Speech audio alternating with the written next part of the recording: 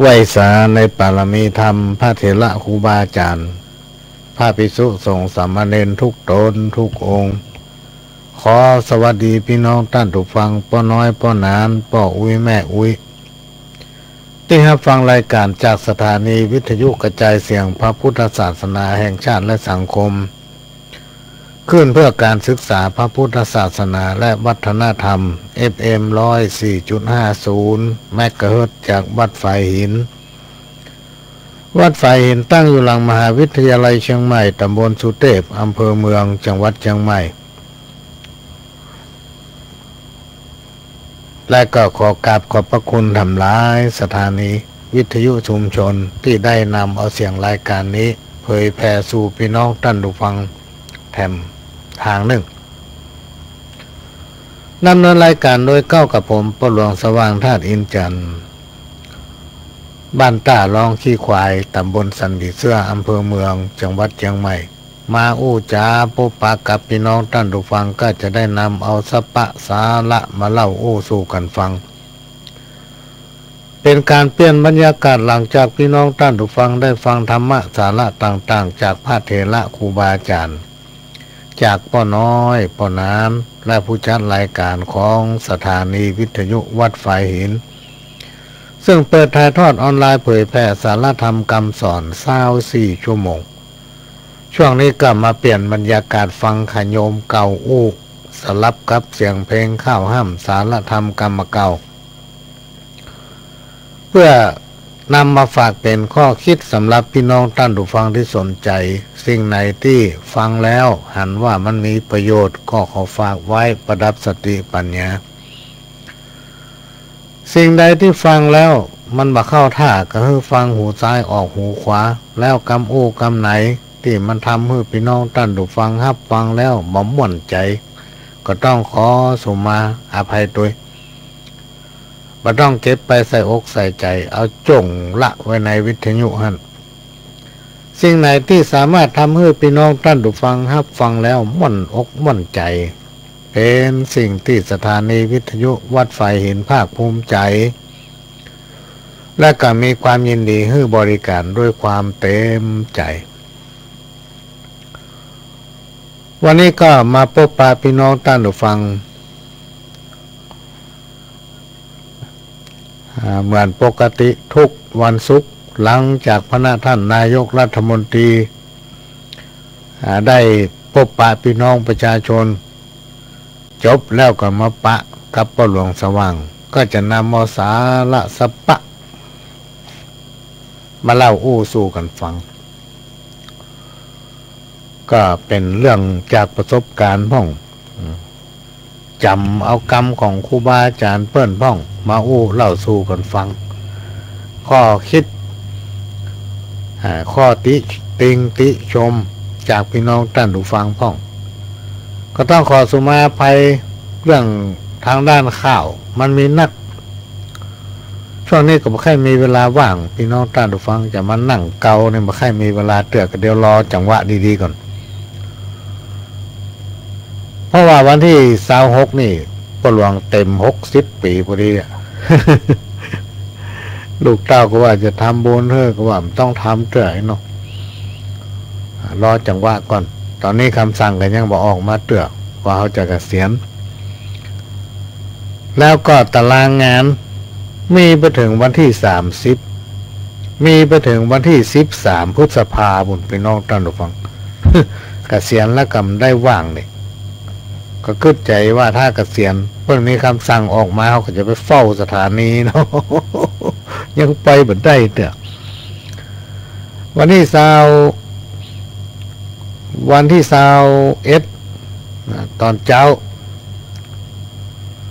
ประมาณ9 โมงก่อน9 โมงก็จะได้ร่วมกับสมาคมชมรมกำนันผู้ใหญ่บ้านไปซักเก้าดำหัวผู้ที่เคารพนับถือ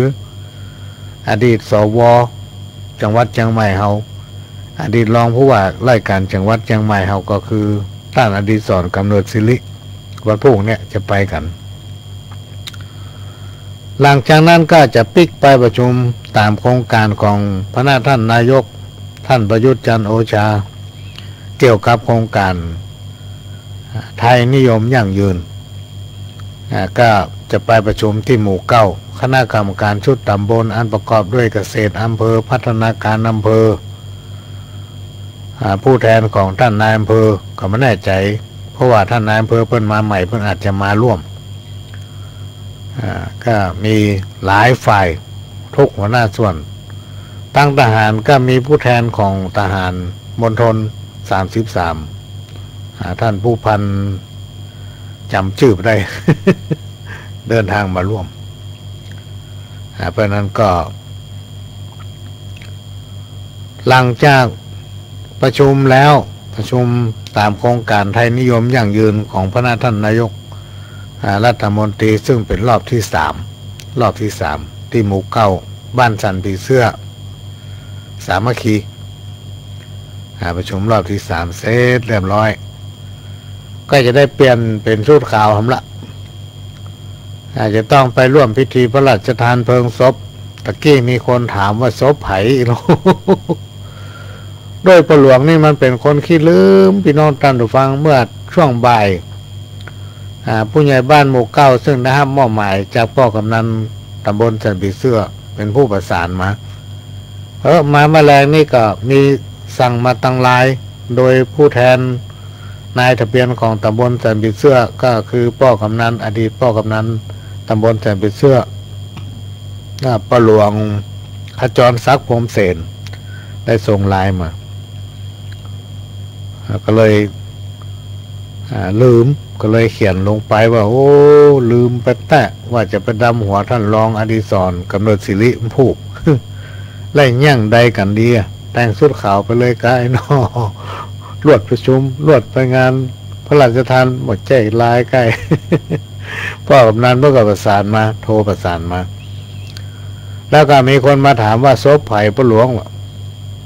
เขาก็ตอบว่าโมโหเพิ่นจะว่าโหโมโหไปเลยอย่างใดนะวะที่จริงเพิ่นก็บอกมาละแล้วเราลืมพี่น้องท่านผู้ฟังวันนี้รู้สึกว่าเพลียเพราะว่าไปมาหลายที่ตั้งแต่สงกรานต์มานี่ไม่ได้ล้างรถก็ขับรถออกบ้านไปหวังเวงเหมือนก็อยู่ตกหลุมอากาศเพราะมันได้พักสักวันก็เอารถไปล้างร้อนหันใจก็ว่าโอ้ล้างให้พ่อเพิ่นก่อนก็เอารถไปล้างแล้วก็ไปสารกลางไปเซ็นเอกสารให้เขาตั้งแต่เจ้ามาละจังหวัดก็มาที่บ้านเอาเอกสารมือเซ็นแล้วตัว%ทำตัว%แล้วก็ไปแวะด้วยประหลวงทำโครงการในฐานะที่เป็นประธานภาคเหนือตอนบนก็ว่าจะไปพบปะพี่น้องเครือข่ายสายญาติธรรมหมู่บ้านกองทุนแม่ของแผ่นดินมีจังหวัดน่านทางภาคเนี่ยจะไปจังหวัดน่านเอาแป้เชียงรายพะเยาไปเปาะกันที่จังหวัดน่านไปปะกันปุ่นแล้วก็เอาจังใหม่ละปูนลำปาง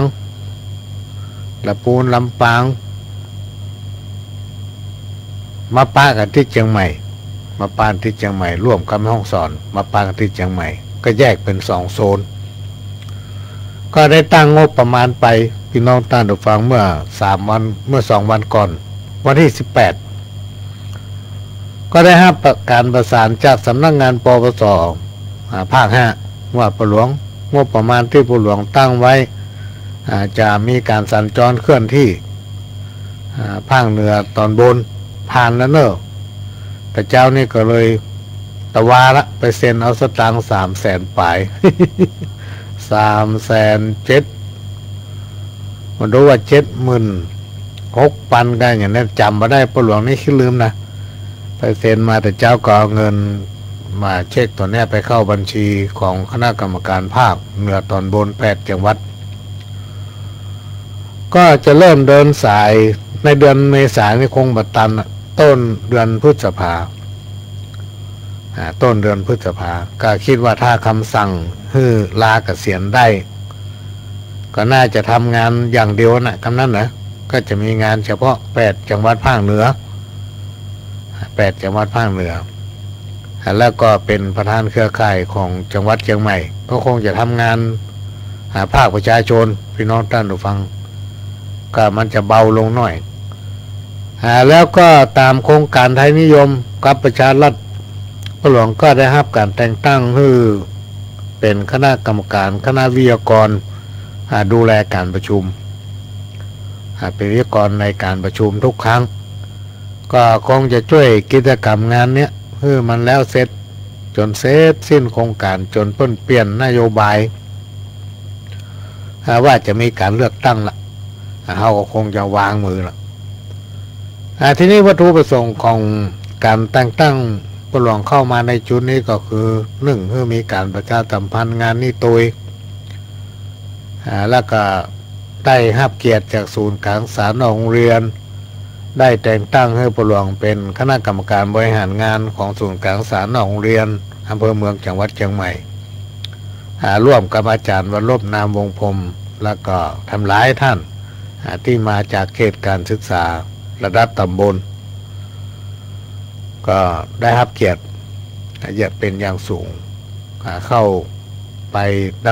ำเนินงานเกี่ยวกับการศึกษาเกี่ยวกับพัฒนาหลายๆด้าน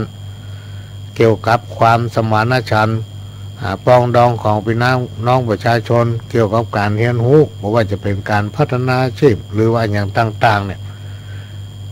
โดยเน้นให้พี่น้องประชาชนในเขตพื้นที่ต่างๆเนี่ยได้อยู่ดีมีสุขให้มันสอดคล้องกับนโยบายของคณะผู้บริหารประเทศโดยการนำของท่านนายกประยุทธ์จันทร์โอชาและคณะผู้บริหารทุกกระทรวงทบวงกรมเพื่อให้พี่น้องประชาชนได้อยู่เย็นเป็นสุขก็จะทำงานตัวเนี้ยเพื่อมันสำเร็จพี่น้องท่านผู้ฟังแต่ว่าภาระหน้าที่ของการเป็นผู้ใหญ่บ้านก็คงจะจบลงเพราะว่าอายุ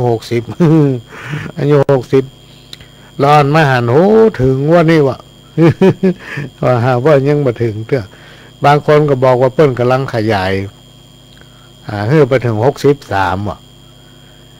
แต่วันนี้ได้มีโอกาสนั่งกู้กับท่านประจวบกันทิยะท่านรองผู้ว่าราชการจังหวัดเชียงใหม่ท่านรองประจวบซึ่งเป็นนายอำเภอเมืองเชียงใหม่ครั้งหนึ่งมาอยู่อำเภอเมืองเชียงใหม่ได้2 ปีท่านก็ได้เลื่อน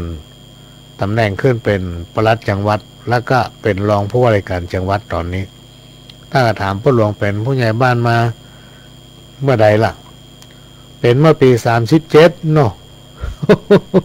เอามันเหมือนแล้วเหมาะสม จะได้พักแห่งกรรมก็เมื่อค่ำนี้ก็มีญาติธรรมมาหาที่บ้านภาครับหลวงอย่างต่อเนาะก็ไปอย่างได้ทำการสถานีวิทยุก็5 วันหรอกวันจันทร์2 ทุ่มครึ่งไปถึง5 ทุ่มวันพฤหัสก็2 ทุ่มครึ่งไปถึง5 ทุ่มวันศุกร์2 ทุ่มครึ่งไปถึง5 ทุ่มแล้ววันเสาร์ก็4 โมงไปถึง6 โมงแมลงวันอาทิตย์ก็บ่ายโมงไปถึงบ่าย3ส่วนใหญ่ไม่ได้จัดพี่น้องท่านผู้ฟังนำเรียนท่านผู้อำนวยการขออย่างแต่งกันเตอะวันนั้นมีนี่วันนี้มีอันนั้นเนี่ยมีบ่อยเหลือเกินถ้าไปทำงานนี่เป็นเลิกจ้างแล้ว เพราะกำเนิดกับแฟนก็เดินกับไปนี่ก็คงจะอยู่กับวิทยุนี่แหละพบปะพี่น้องท่านผู้ฟังเป็นกู้เป็นเกมกันจนตายเหมือนครูบาอาจารย์เพิ่นว่าก็จะเฝ้าวิทยุนั่นแหละก็อินดูท่านผู้อำนวยการไม่ได้อยู่ได้ย่างมีไฟเปลี่ยน เพราะนั้นก็ฝากพี่น้องท่านผู้ฟังทั้งหลายได้ช่วยสนับสนุนเพราะสถานีวิทยุของวัดฝ่ายหินนั้นเป็นของหมู่เฮาทุกคนนะมาแจ้งภายซากคนเป็นของหมู่เฮาทุกคนเฮาจะต้องช่วยกันทนุบำรุงพี่น้องท่านผู้ฟังถ้าเฮาไปช่วยกันทนุบำรุงก็เดี๋ยวไปได้ฟังกันแล้ว ที่ว่าได้ฟังอันนี้เพราะอย่างสถานีต้องมีการทนุบำรุงพี่น้องท่านฟังต้องแปลงนั้นแปลงนี้ถ้าทำแปลงคำเดียวมันรู้ มันรู้ฟังไปก็เดียวหายแซบ ดักปิ้งเหลือกาวิทยุดังโซ่ นี่ก็ขอฝากไว้ท่านไหนที่ทนุบำรุงสถานีท่านก็สามารถไปแจ้งความประสงค์ได้หรือว่าโทรศัพท์ไปก็ได้เบอร์โทรท่านก็รู้กันทุกคนละส่วนมากเป็นคนที่ฟังประจำรายการนี่นะท่านอย่าหู้มดหรือว่าไปที่วัดฝ่ายหินก็ไปถามมาห้องส่งสถานีวิทยุว่าอยู่ตั้งใดมันจะมีเพื่อนคนต้องเฝ้าห้อยต้องช่วยกับทนุบำรุงพี่น้องท่านฟังห้อยอยู่ด้วยกันไปเหมือนแถมเหมือนก็มีญาติธรรมคนหนึ่งโทรมาถามป้าหลวงคืออุปนิสัยหรือว่าทางด้านการปฏิบัติของป้าหลวงเนี่ยพี่น้องท่านฟังอันนี้เป็นเจ้าโฆษณาตัวเก่านะป้าหลวงจะทำได้ทุกอย่างที่ปันทำกันนี่นะทำได้ทุกอย่างเขาหันว่าเขาทำได้ทุกอย่างก็มีคนมาถามป้าหลวงเขาฮับอันนั้นบอกไอ้ลูกฮับอย่างเวลาเพิ่นมีงานศพมีงานกินแขกแต่งงานเขาฮับจัดตีเพิ่นจัดแต่งดอกอย่างสป้าสเปดแล้วแต่พ่อป้าหลวงทำได้หมดพี่น้องท่านฟังบายสีป้าหลวงก็แปลงได้ถ้าเขามีเวลาสวยดอกขันตั้งเครื่องสืบจัดตาเครื่องบวงสรวงเขาทำได้หมดทุกอย่างจัดดอกเขาก็ได้แล้วก็งามด้วยเนาะอวดตัวเก่า มีวันหนึ่งไปปะใส่งานศพเปิ้นให้พอมีอย่างเขาพอมีสักอย่างเป็นดีดูไปหั่นเข้าใส่อันนี้เป็นเรื่องมีไผ่มาแต่งมาอย่างก้าวถามไผ่ก็มีเปิ้นมีสตางค์ตัวบอกเป็นอย่างก็ได้ผมจัดการเนี่ยผมฮับมีคนเนี้ยก็มีฮะมะ เขาเลยมาซื้อครัวเสื่องไปประมาณ2,000 ปลายถือว่าทำบุญปีกไปจัดการเรื่องตึงคืนเริ่มตั้งแต่3 ทุ่มปลายไปต้นไปจนถึงเที่ยงคืนพี่น้องท่านดูฟังพี่น้องบนม่วนอกม่วนใจยิ้ม เขาจัดดอกก็เลยมีญาติธรรมท่านหนึ่งมาหาว่าป้าหลวงเขาตั้งทีมให้ดีก็หาไผ่มีงานเหนืองานใต้เปิ้นมาขอเขาไปช่วยเปิ้น เปิ้นฮื้อเขาก็เอาเปิ้นฮื้อเขาก็ถือว่าทำบุญนี่หรอก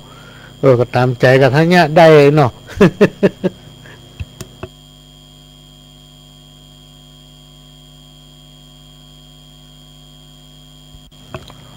ก็ถ้าเกษียณแล้วพี่น้องท่านผู้ฟังก็คงจะไปในแนวนั้นนะเพราะว่ามีทีมงานมาจวนเปิดมีงานศพก็ดีมีแต่งงานก็ดีขึ้นบ้านใหม่หรือว่างานสัปปะว่างานวัดงานวางงานบวงสรวงงานจะขึ้นบ้านใหม่สืบจะตามบ้านนี่ภายต้องการความต้องการให้ไปช่วยที่เปิ้นแบบป้อมีอย่างหรือว่าเปิ้นมีแล้วมีคนเนี้ยก็จะมีคนที่อาสาเข้ามาช่วยกันเนี่ยไปช่วยดำเนินการให้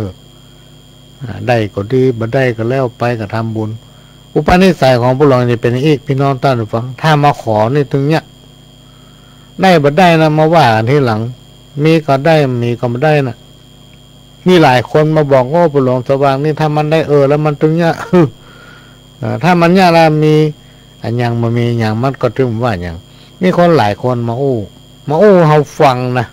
ก็ค่ายมาซุยเฮา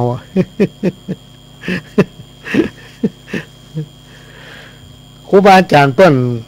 เคยไว้พี่น้องท่านฟังเปิ้นบอกว่าความอดทนส่งผลให้พบกับความสำเร็จอดทนต่ออย่างพ่องก็คืออดทนต่อความลำบากจากการทำงานอดทนต่อความลำบากจากการทำงานอันอย่างทุกอย่างพี่น้องท่านผู้ฟังมันจะได้มาง่ายๆเนี่ยมันมีอันที่มันได้มาง่ายๆคือได้ของที่บดี มันอย่างปัญหาที่ตึงวันน่ะที่เขาว่ากันน่ะเขามาฟังว่าบางคนได้เอาเมียตั้งเฟซไหวโล จีบกัน2-3 เตือนนัดป้ากันก็มาอยู่ด้วยกันได้สักอาทิตย์2 อาทิตย์ปกผ้าไปคนที่คนต่างไหว จับ3 คนลองอยู่ด้วยกันก่อนนี่ลูกถ้ามันเข้ากันได้ก็อยู่ด้วยกันไปเข้ากันได้แยกกัน ทุกอย่างพี่น้องท่านผู้ฟังมันจะต้องได้มาด้วยความลำบากจากการตากตำจากการลงทุนจากการลงแรงไม่ว่าจะเป็นทางด้านความคิดอย่างต่างๆเนี่ยเหมือนการทำมาได้หนึ่งเนี่ยพี่น้องท่านผู้ฟังมันจะได้มาง่ายๆมันมีคุณภาพยกตัวอย่างง่ายๆครับปลูกผักไม่ใส่เครือเนี่ยถ้าเขามาใส่ปุ๋ยนะพี่น้องท่านผู้ฟังมันนานใหญ่ นานใหญ่นานงามปะโตโอ้อันนี้ตัวอย่างมีหน้าบ้านนี่แหละไปลองเอาผักปังเขาเป็นคนมักผักปัง บางคนว่าโอ้เปิ้นบ่ได้กินคนถือกระถาอาคมแปลงยันเทียนแปลงอย่างนี้เปิ้นบ่ได้กินโอ้ก็เฮาได้ถือของให้เนาะเฮาได้ถือคำเฮาได้ถือของอย่างที่มันอยู่ยงคงกระพันโลกเฮาใจเป็นคนถือใส่ดำใส่เดิมอย่างที่เขาว่า เขาตั้งใจทำดีมันก็ได้ดีอ่ะพี่น้องท่านผู้ฟังเฮาใจคนให้จะมักเจียวผักปังแต่เราต้องย่าคนเดียวก่อนนะถ้าคนอื่นเนี่ยเขากินมาล่ำเมาะต้องล้างพี่น้องท่านผู้ฟังล้างแก่น้ำมันแล้วก็มายัดน้ำโขกกะปิคำห้าหอมเตรียมอยู่สัก5-6 ลีบใส่นักก็ไม่ได้มันคิวมันเหม็นหอมแดงอยู่สัก4 หัวก็เอาโขกด้วยกัน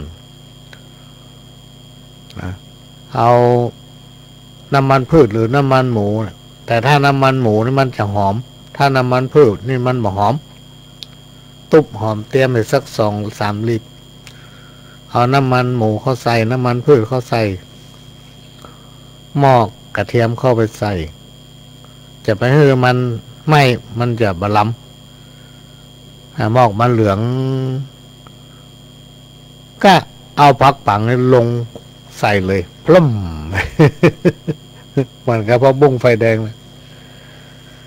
พอมาได้ตีมันยมได้ตีแล้วก็น้ำตีอุ่นๆเนอะน้ำอุ่นไว้ก่อนละใส่สักถ้วยหนึ่งแล้วก็เอาแหนมจิ้นส้มนี่นะจะเป็นหมูก็ได้ควายก็ได้ใส่ไปห่อแล้วไม่ต้องไปซ้ำให้มันแหลวไม่ต้องให้มันเละให้มันเป็นก้อนอยู่ฉะนั้นแล้วก็ปล่อยให้มันเดือดคิดว่ามันสุกแล้วบ่ก็เอามะนาวเนี่ยใส่สักสิ่งหนึ่งน้ำตาลใส่น้อยหนึ่งโอ้มันถึงสุดยอดเป็นน้องท่านผู้ฟัง ก็เลยพักปังมาปลูกหน้าบ้านในปลูกก็ตายเขามันไม่ค่อยเป็นนะอันนี้เอามาปลูกทั้ง2 กอตอนนี้เริ่มเป็นแล้วมันนานงามพอเอาไปใส่ปุ๋ยผักปังนี่ถ้าเราใส่ปุ๋ยกินบะล้ำเป็นบะลมเพิ่มเพ้อ เพราะนั้นเราจะหาขี้งัวแห้งพ่องขี้ไก่พ่องมาใส่มันนานไงถ้าเราใส่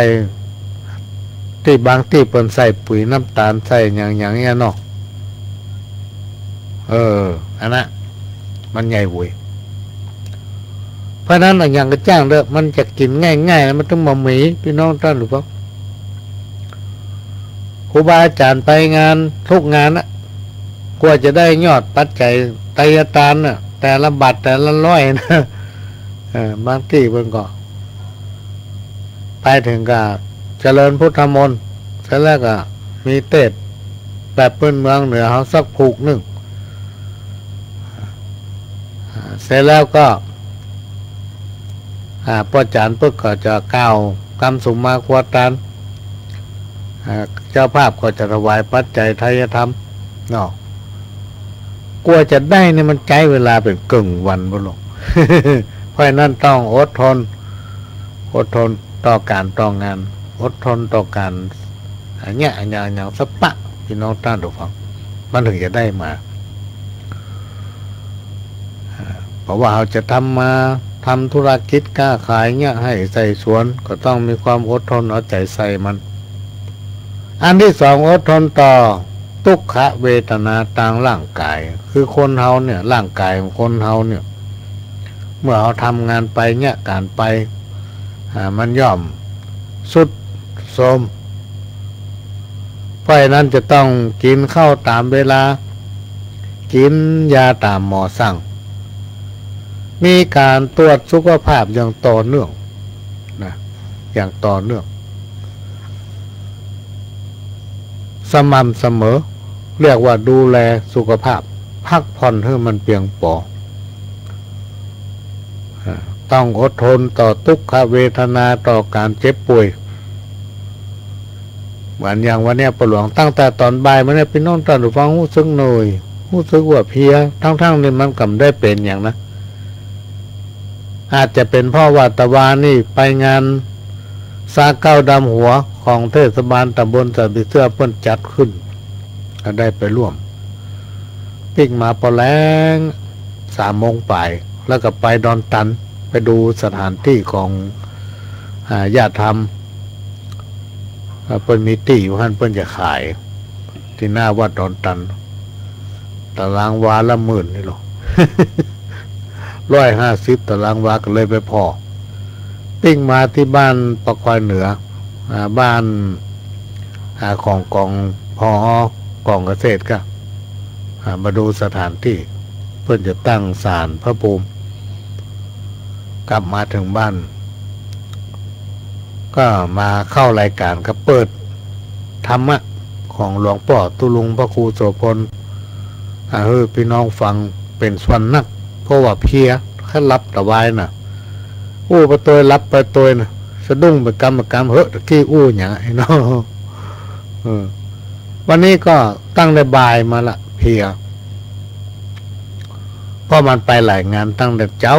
ก็มีแข่งมาบ้าน2 ลายไปสารากลางไปปปสไปแบงค์เอารถไปล้างเนาะแล้วสึกอ่อนเพียตึมไปไหนละปิกมาบ้านก็3 โมงก่อนนอนก็บันลับแถมกำเดียวก็ห้อนเปิดแอร์ก่อนหนาวปิดแอร์ก็ห้อนนั่งก็บ่ม่วนเพิ่งตื่นมาประมาณเพิ่งลุกมาประมาณ5 โมงป่ายนี่ตะกี้นี่มีญาติธรรมโทรหาก็บอกว่าไม่ได้เป็นอย่างสักอย่างแต่ว่ามันบ่ใครม่วนหู้ซึกว่าอ่อนเพลียเหนื่อยล้าอย่างหมูเพียอย่างได้หมูบอกบ่ถูกอันนี้ก็คือข้อที่2อดทนต่อทุกขเวทนาทางร่างกายข้อที่3อดทนต่อความเจ็บใจเนี่ยพี่น้องท่านผู้ฟังมันเป็นธรรมดาคนเฮานี่จะต้องมีความน้อยเนื้อต่ำใจการเจ็บอกเจ็บใจเนี่ยมันต้องมีการอยู่ร่วมกันหลายๆคนเนี่ยความมาเข้าใจกันจึงเฮาใจเขามาใส่ใจเฮาเนี่ยมันต้องมีถ้าเราทำสิ่งไหนเต็มถูกใจเขาจังเฮาไปดื้อเลยก็มีนะพี่น้องท่านฟังทั้งที่เฮาก็ได้ยันเอาทั้งอย่าง เนี่ยมันต้องมีความอดทนต่อความเจ็บใจบางที่เฮาใครว่าขนาดมีหลายคนนะพี่น้องท่านฟังที่เป็นเครือข่ายญาติธรรมเป็นเพื่อนเป็นฝูงที่เคารพนับถือกันเนี่ยเวลาปะกันไหนเวลามีการมีงานชอบเอาเหล้ามาขอให้เฮากินขอจิบน้อยเดียวก็ดีละก็ได้ละก็หู้อยู่ว่ามันเป็นของบดีมันเป็นเหล้าสุราเป็นยาวิเศษว่ะ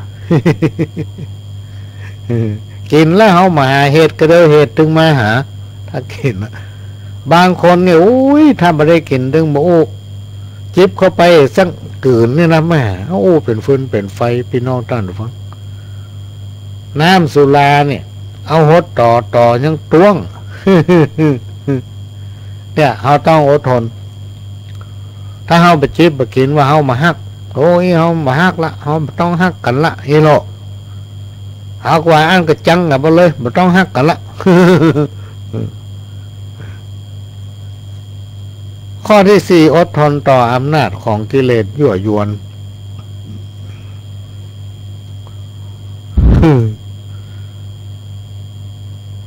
อดทนต่ออำนาจของกิเลสที่มายั่วยวน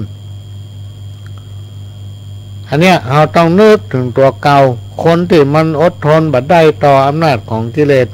ก็คือว่ามันลืมตัวว่าตัวอยู่ในฐานะอันหยังเขาอยู่ในฐานะอันหยังถ้าเขาเป็นผู้นำกันต้องนำเปิ้นหาทำในสิ่งที่เกิดประโยชน์กับสังคมชุมชนถ้าเขาเป็นผู้ตามก็ต้องตามเปิ้นทำมันได้ก็ทำมันนั้นเปิ้นห้องประชุมเขาก็ไปประชุมอย่าเป็นขอความร่วมมือเนี่ยอย่างเขาก็เนี่ยอย่ามั่นใจทำถึงวันมันเมินมีเตือและสิ่งไหนที่มันบดีมันจะมายั่วยวนเป็นกิเลสโดยเฉพาะเรื่องกามนี่ตัณหานี่ระวังให้ดีตนบอกว่าอดได้เป็นยามีปัญญาแปดตันถ้าอดได้ต่อสิ่งอย่างต่างๆเนี่ยพี่น้องท่านผู้ฟังเป็นยาแก้วิเศษอดได้ทนได้จึงจะได้ดีอดบ่ได้ทนบ่ได้ก็จะได้บ่ดี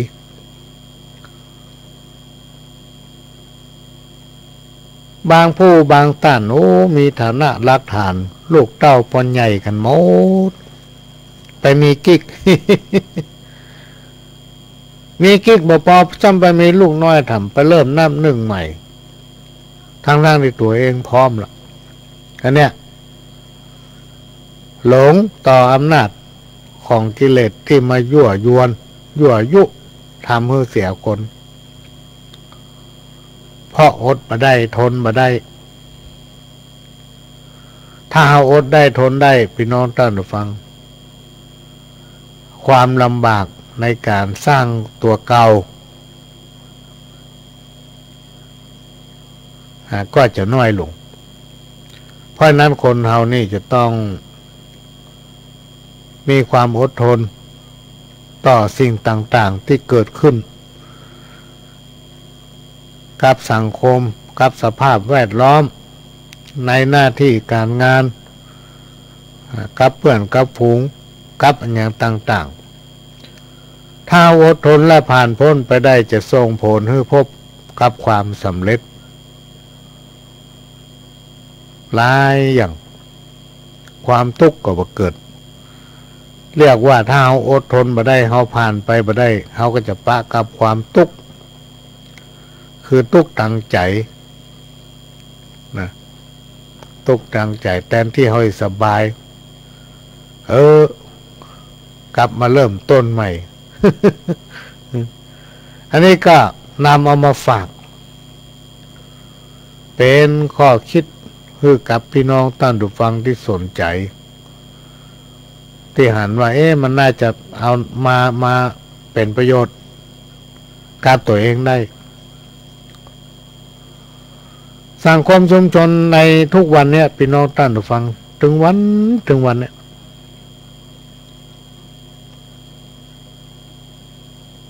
ที่มันอยู่กันบ่ค่อยม่วนเพราะหยัง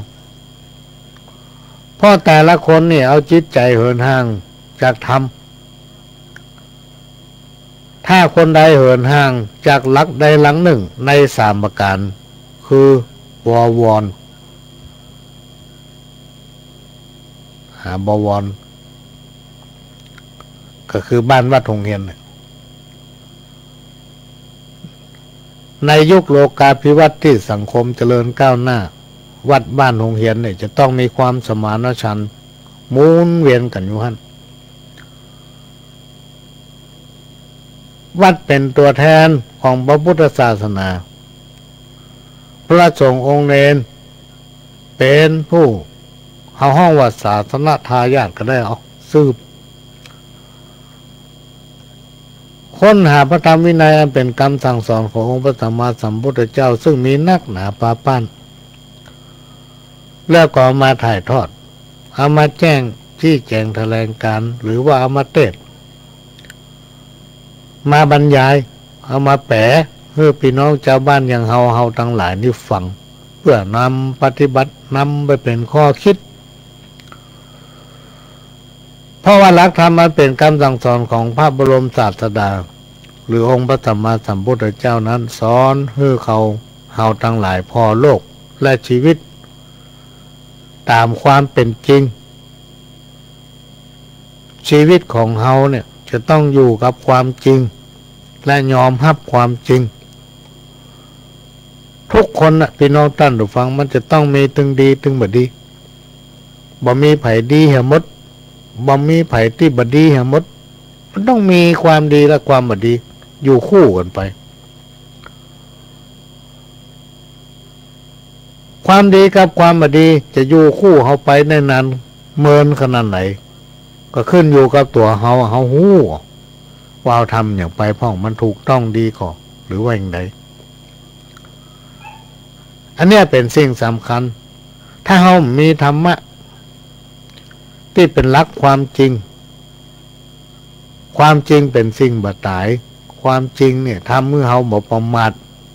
ทำมือเฮาบ่ลุ่มหลงทำมือเฮาบ่มัวเมาเมื่อความทุกข์ยากเดือดร้อนเกิดขึ้นกับตัวเฮาก็จะใช้สมาธิสติปัญญาเผชิญกับมันเพื่อจำไว้เป็นอุทาหรณ์เพื่อเป็นแนวทางในการแก้ไขและดับทุกข์ฮู้จักโปร่งปลดปล่อยปัญหาอันเป็นสาเหตุแห่งทุกข์เนี่ยพี่น้องท่านฟังเฮาถึงจะอยู่สุขกายสุขใจได้พระหลวงก็จะเอาธรรมะของหลวงพ่อตอนที่4ให้ฟังสักกรรมเนอะพี่น้องท่านฟังเดี๋ยวก็มาปะกันใหม่เชิญรับฟังครับคือพระเวทพระอินทร์คือพระเวสสันดรกับนางมาทีเนี่ยขอคือสัญญาว่าเป็นผัวเดียวเมียเดียวกันตลอดไปจะไปอยู่ที่ไหนก็คือมีผัวเดียวเมียเดียวอันนี้เป็นสัญญาที่เฮาหน้าเลื่อมใสหน้าศรัทธาแท้ๆถึงมันจะตกทุกข์ได้ยากมันจะเป็นขี้ข้าขี้ก้อยอย่างเขาเป็นผัวเดียวเมียเดียวกันอันนั้นก็เป็นอะไรไม่เป็นเรื่องนี่ฮักยังแปลงอยู่เป็นคู่เก่าคู่เดิมนี่บางคนเป็นถือแท้ๆคนใดได้ผัวได้เมียแต่งงานกันเมื่อเป็นบ่าวเป็นสาวนะพอสักพักหนึ่งแล้วก็ละเมียไปเอา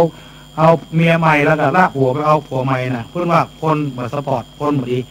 ความฮักครั้งแรกนี่คือฮักจิตใจได้จิตใจแท้ๆอันนี้คนใดไปแล้วมันถึงเลยผมก็ว่านะแม่นว่าเขาว่าอันนั้นอันนี้ฮักแต่ใหม่นี่มันจะฮักด้วยจิตใจลูกไปหันเงินเพื่อนนักพ้องกายเนี่ยหันเพื่อนมีอย่างพ้องมียศถาบรรดาศักดิ์เนี่ยเราไปแต่งงานของเพื่อนนี่มันเป็นอีนะเนี่ยเขาว่าคนนี่ครบได้แต่มันได้หัวเขาก็ฝากฟังไว้เยอะพระพายไว้เยอะเชื่อกระจ้างก็รู้ฮักกันเป็นขันเนี่ยผัวเดียวมีเดียวตลอดชาติพอคือปอน8 ข้อแล้วอำลาขึ้นสวรรค์ไปพระเวสสันดรนางมาทีก็ส่งโลกพุทโธเขียวขึ้นยุกยกขึ้นบนสวรรค์อันนี้ห้องกับสักบันเท้าสักกะเทวราชต่อไปนั้นเป็นกันที่11คือมหาราชการนี้เปิ้นอย่างนี้มนต์ทูเจ้าเสียงไงเนอะบางคนคอยาวไปสอบคุณโอ้มันเต้นมันเจ้าลูกใกล้จะแจ้งลูกมันจะโชบแล้วนี่มหาราชแล้วก็สักทีแล้วนกรนะลูกปุ๊กกันตื่นนะเรื่องมันนะก็ถามมหาราชด้วยว่าอีโปเดจันโตจามาเดจาสามโมดมานาสังกาตัวทิงเอใหญ่ที่สุดละอาซาเมวาสิงสุลำดับธรรมเทศนามาบอกขาดมาถึงมาหาล้านกันร้อยเรื่องส่วนอันว่าเวสสันตระพระบุญเรืองคู่เงากับนางหนอดเนาราชมาที2 บัวสลีจมจืนพี่ลมต้องตื่นหัตถญากันว่าสั่งโศกาอยู่แล้วในขู่แก้วหันสลมเป็นที่พี่ลมสะอาดอันอินตาทิราชหากให้วิสุกรรมเทวบุตรแต่งไว้แก่แก้วแก่นไพ่ทั้ง2วันนั้นแหละนาจุจักโกปีส่วนอันว่าจุจักกะพามันก็โดยเรินโดยหนทางอันไขริ้วโลด60 โยชน์จะนาการว่าตาวันกาตกต่ำคำรับดอยพังปากหมวยผู้เท่ามันก็เอา2 เจ้าราชกุมาร2 อุบาลผู้ลูกได้แล้วผูกพาไปกันว่าสายพระริญาตกต่ำคำรับตามันก็เอา2 กุมารมัดกับคุ้มให้ละ2 แก่นไผ่นอนเหนือดินได้ส่วนผู้พามมันกลัวตายแต่เนื้อมันเอื้อ2 สะเลเท่าปานผีก็หนีคือนอนข้าไม้อันมาไขว่สุ่มกันอย่างที่องหันหูปเนี่ย มันคือกุมารทั้งสองอยู่ลุ่มแล้วมันนอนอยู่บนมัดไว้ให้ลูกบ่คือปล่อยนอนอยู่หอคดโคตรตัดซ้ำหมิงคะเนในขณะนั้นเตวบุตรมาเนรมิตเป็นพระเวสสันดรเทวดาเนรมิตเป็นนางมาถีมาแก้ปลดปล่อยกุมารทั้งสองบีบคั้นจันที่เจ็บที่เมื่อยหายเนยที่พามตีทรงเกสีคือทรงผมเนี่ยอาบน้ำทิพย์ดีคืออาบเสวยข้าวน้ำโภชนะอาหารอย่างดีแล้วยาก็ทิพย์อย่างก็ทิพย์รักษากุมารทั้งสองไปตลอดทางกุมารทั้งสองก็บาดเจ็บป่วยเพราะการใดหรอกไตตัวผู้พามไปเคี่ยนตีอย่างใดก็บาดเจ็บป่วยเพราะว่ายังมีเทวบุตรเทวดารักษาอยู่นี่ไปแผ่วมันจะไปเมืองกลิงกราชบุญของมันมันนักด้วยไอ้อย่างอภินิหารอย่างกับหัวโลงมันตายไปสู่เมืองเจดุดรบุตรเมืองเก่าเมืองเดิมเจ้าจารีน้องกันหาไปได้เกินเดือนวันพูดจะเป็นวันเดือนดับพระเวสสันดรตาเดือนเต็งหรอกเดินตางอย่าเป็นเดือนดับมันก็15 วันครึ่งเดือนวันนี้เป็นวัน14 ค่ำพระเจ้าสนใจนอนในปราสาทราชปุรีลาตีนั้นจะลุ่งทรงสุบินิมิตฝันหันตัสเมงกะเนในขานะนานทรงตาปาพระองค์เพื่อนฝันว่าจะได้นิมิตฝันว่าฝันว่าฉันนี่เต่านั้นนั่งอยู่เหนือจองใสละลองควรกาติลงราชพิจารณากรรมฝันว่ามีชายผู้หนึ่งดำเนื้อมันกำเหมือนมีน้ำดอกสองบวงดีมาตั้งไว้เหนือตักเท้าเขามาตัดถลงในหูทั้งสองฝันว่ามีพ่อชายคนหนึ่งเอาดอกบัวมาหื้อตาเขามาเน็บหูทั้งสองไว้แล้วอ้อมไก่สอนฟุ้งสลาบอาบตกลงเหมือนตาก็สะดุ้งตื่นแล้วก็ไปเนี่ยจะได้ใจหามาทั้งหลายไปเจิญปโรหิตมาโหรราชสำนักโหรประจำพระองค์ก็มาบวกลบคุณหันไปไหวหรอกขอเดชะพยานพระยาพระอภัยยาเป็นพลเก่านั่นเองฝาได้ดอกบัว2 ดอกนี่อันนี้มันเป็นเลข2เอามาเนฟนี่มันเป็นเลข7งูก็หมู6ก็5วันนี้งวดหน้าก็หมด275ก็276มาโลกแต่เล่นมาเล่นโอ้กรรมกราบทูลพลมีเนอเป็นราชาทรัพย์เลยลูกสมุติเทวราจะเป็นเจ้าพระนั่งเก่าเจียมจอมไทยวงศาใดเกยสะอวยราชวงศานั้นกลาดไปนานกันบ่มีหลานก็ลูกเต่าจักใดไต่เต่าเข้ามาถึงวันนี้บ่อยากจะแลไอ้ลูกเท่ากรรมจะดีก็มาลูกกับหลานจะเข้าบ้านเข้าเมืองมาพระเจ้าค่ะจริงๆเหรอพระเจ้าค่ะก็เลยสั่งเธอไปอาบองค์ทรงแก่เสวยข้าวน้ำโภชนะอาหารก็พิจารณาว่าไผ่ที่จากไปก็มาลูกกับหลานทอดพระเนตรไปนอกเวียงว่ะกรรมเดียวปู่พามกับเจ้าจรีน้องกันหาเดินไปเดินมาแต่หมดตูเวียงพระองค์ก็เลยใจคือไปเจอออกมาเป็นลานของเพื่อนแต่ได้เจ้าจรีแต่แม่นแต่กันหาแต่หมอนี่อย่างมันแน่ใบแน่บอดรู้ใครได้ทุกกรรมเนาะห้องขึ้นมานั่งตักอันนี้เจ้าจรีน้องกันหาขึ้นมานั่งตักบอกอุ้ยไม่อุ้ยนั่งคือคนกูมันหมอนกูบอกมานั่งเลยแหวกลืมแล้วการลืมว่าบ้านเก่าเมืองเดิมของเจ้าจรีมันปากเป็นนอนน้อยๆว่าบ่ลืมสักอย่างจำได้หมดแต่ว่าป้อข้าในเฮือตาลแก่ปู่พามนี่แล้วเปิ้นจะไปเป็นขี้ข้าเมียเปิ้นบุกเปิ้นตีข้าตลอดทางมากับน้องข้ามันคออย่าได้เพิ่งกับที่หมู่ฟังคำเดียวมาพักนี่คำเดียวจะลาไปแล้วว่ะน้ำตาปังพึกละพวกอุ้ยกับหลานพุทโธมันฮักกันบันไดเลยตัดสินใจถามว่าเมื่อพ่อเจ้าตาลเจ้ามาเนี่ยเจ้าจารีมีราคาเท่าไหร่น้องกันหามีราคาเท่าไหร่จารีบอกว่าข้านี่มีกล้าคำปันเดียวเดินน้องกันหานี่มีกล้าคำ100 เงิน100จ้าง100 มา100 งัว100 ควาย100ค่ายิง100ค่าจ่าย100ไอ้ยังก็100พระเจ้าสนใจก็เลยตัดสินใจนี่รวบรวมเสนาได้12เอารวบรวมทรัพย์สมบัติอย่างไร100ไทยเอากุมารทั้ง2พ้นจากมือปู่พามอามาผู้ที่เป็นศัตรูต่อพระเวสสันดรยังแบบมันยังแบบยังริดกันนะวิพากษ์วิจารณ์หันละพอดูคณะเขาไล่ก็ไปยังมาตามลูกคนบดีประดักเจ้าจรีบอกกันหาเจ้าจรีบอกคือพญาเจ้าเมืองว่าพ่อข้าบ่ใช่เป็นคนใจอย่างนั้นเพื่อนต้องการให้ปู่พามเนี่ยได้อยู่ดีกินดีเพราะเพื่อนไปดูคนยากเพื่อนตาลมาแล้วไผ่ซื้อกลางตางก็เลยแต่ไทยเอาเพื่อได้เงินได้คำไปเลี้ยงลูกเลี้ยงเมียเพื่อนข้าเจ้าสนใจก่อนเลยลุกไฮโซนบื้อได้เถียงกันว่าแต่ว่าสั่งมีค่าใดก็เลยบอกเสร็จแล้วก็ไทยอำนาจอยู่ที่พระเวสสันดรเอาพระเจ้าสนใจองค์เดียวพอไทยเอาแล้วปู่พามันกินอาหารโลภล้นกินพ้นหมามันกินคนเดียวมันไม่ยอมแบ่งให้ใครนี่ ตโรขบขาเป็ดอยู่ละไล่ขบขาไก่อยู่ละร้อนเนี่ยเอาสองการยินกันโตกเอาผ้าเท้าอาพวกโดยตันหาหันกินป่ามาจ้ากินทักจันจ้าหัวบัวแดงกินพดแต่งมดช่วยกินมดถ้วยมดจานนี่กินอาหารบ่เลือกกินก็เพียงกินข้าวกินอย่างโง่สะป้าสะเพื่อนเก็บก็ใส่หนังต้องบางออกมันมีที่ไปอย่างเพื่อนพึ่งลูกเบิกระบบพึ่งร้อนพึ่งอย่างก็ลูกโป่งนะก็แตกไปยังไงกินข้าวหรือข้าวแตกดังโครกแตกแต่คนเท่าตายไปซาวหมู่เป็นบ่าวเป็นสาวตาย200หมู่น้อยๆตาแถมปันหมู่ตีล้นบัดตันนับแถมบัดใด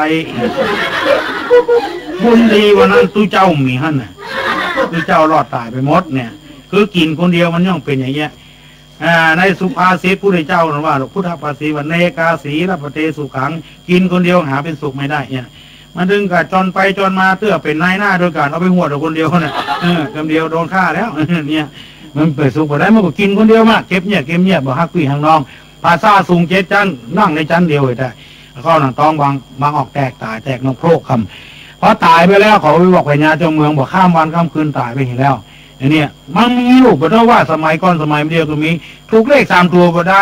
ยังมาแรกรับหวยด้วยมือเอามากินเลี้ยงกันเดียวเอาโลไปโจรเสาไฟฟ้าแล้วจ้าเนี่ยมันเคยมีมันดีใจร่ำเนี่ยมันเป็นอุทาหรณ์จะดีพอตายไปแล้วเขาไปรายงานพญาเจ้าเมืองก็เนี่ยจะได้เลิกซากทรงสการผีปูพามไปเสียที่ไหนก็กลัวแป้แต่งไปเต้ากบเข้าสลีมีคนเล่าคนหนึ่งโป้นะป่าเลิกเดิกหนางแห้งคือยอดเมืองขากาขี้อยู่เปรี้ยวของเขาเอาปูทำพามเท่าไปเสียเพื่อหามกีพรพีปูพามไปนุ่มลุกบุญกุ้มเพื่อไปเอาคนแขนฮักมาตีกองนี่หรอเอาคนตาฟองมาตีกองถูกพ้องนะเนาะ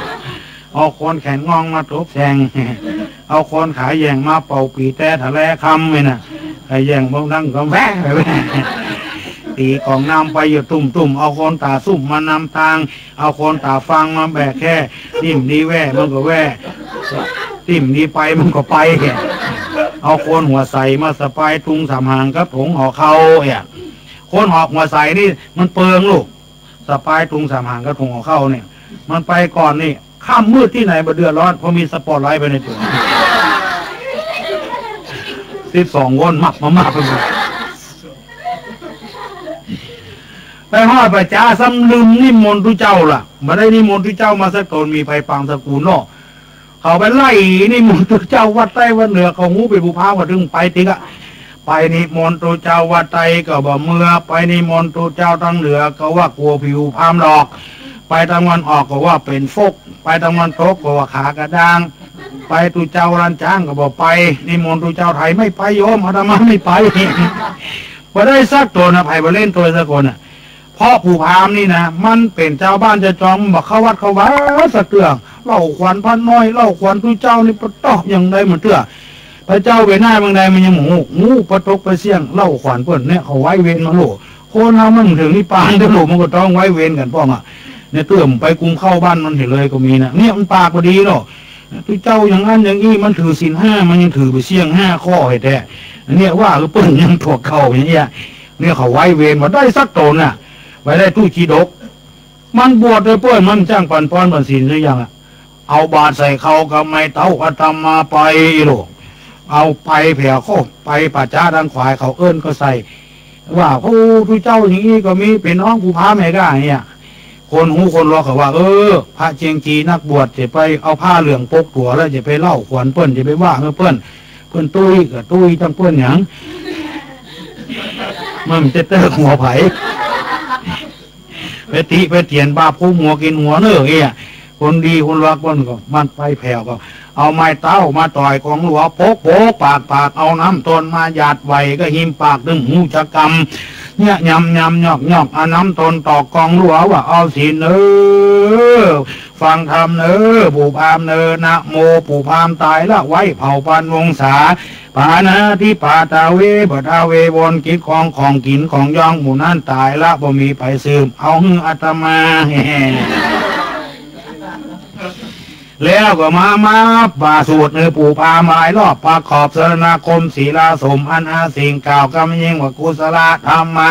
สัพพะญญาธรรมาอาลาถิ่นเป็นเน็ตนาย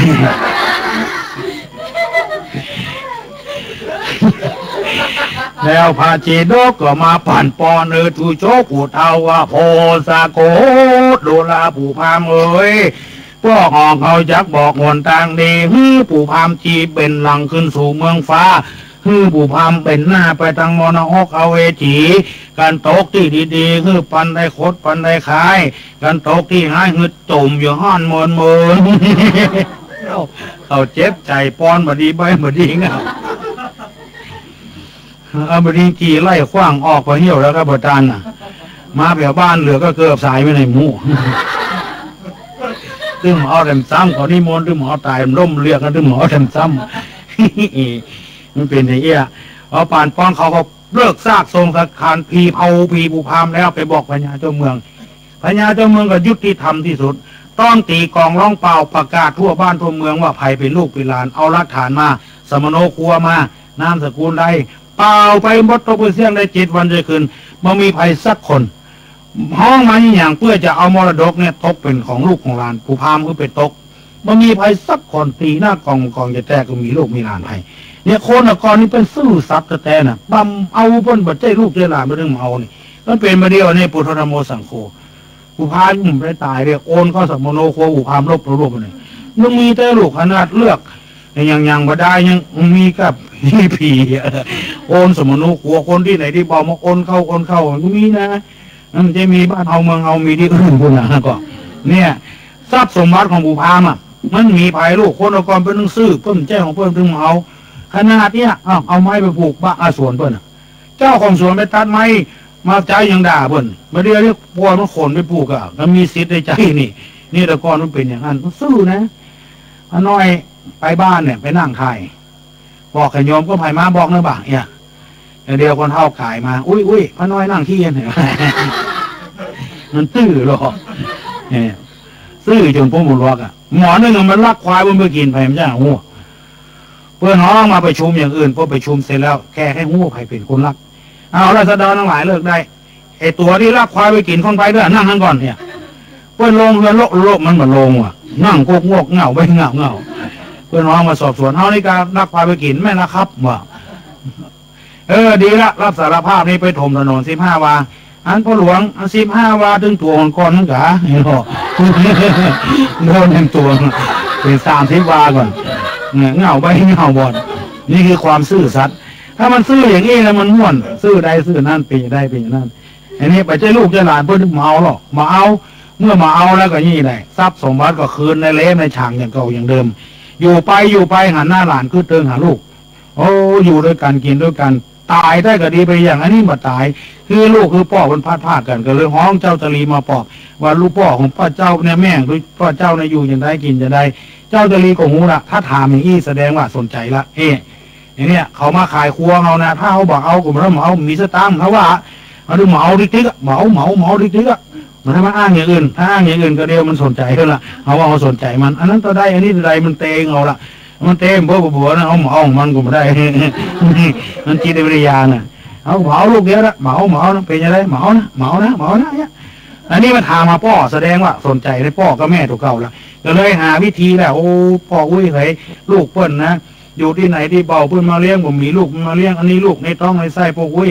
อย่ามาไล่ออกบ้านออกเมืองบริเวณนี้พ่อข้าจะตายแม่ข้าจะตายละกินหัวมันลูกไม้ต่างเข้าพระผอมพระเหลืองอีดูพ่ออีดูแม่ข้า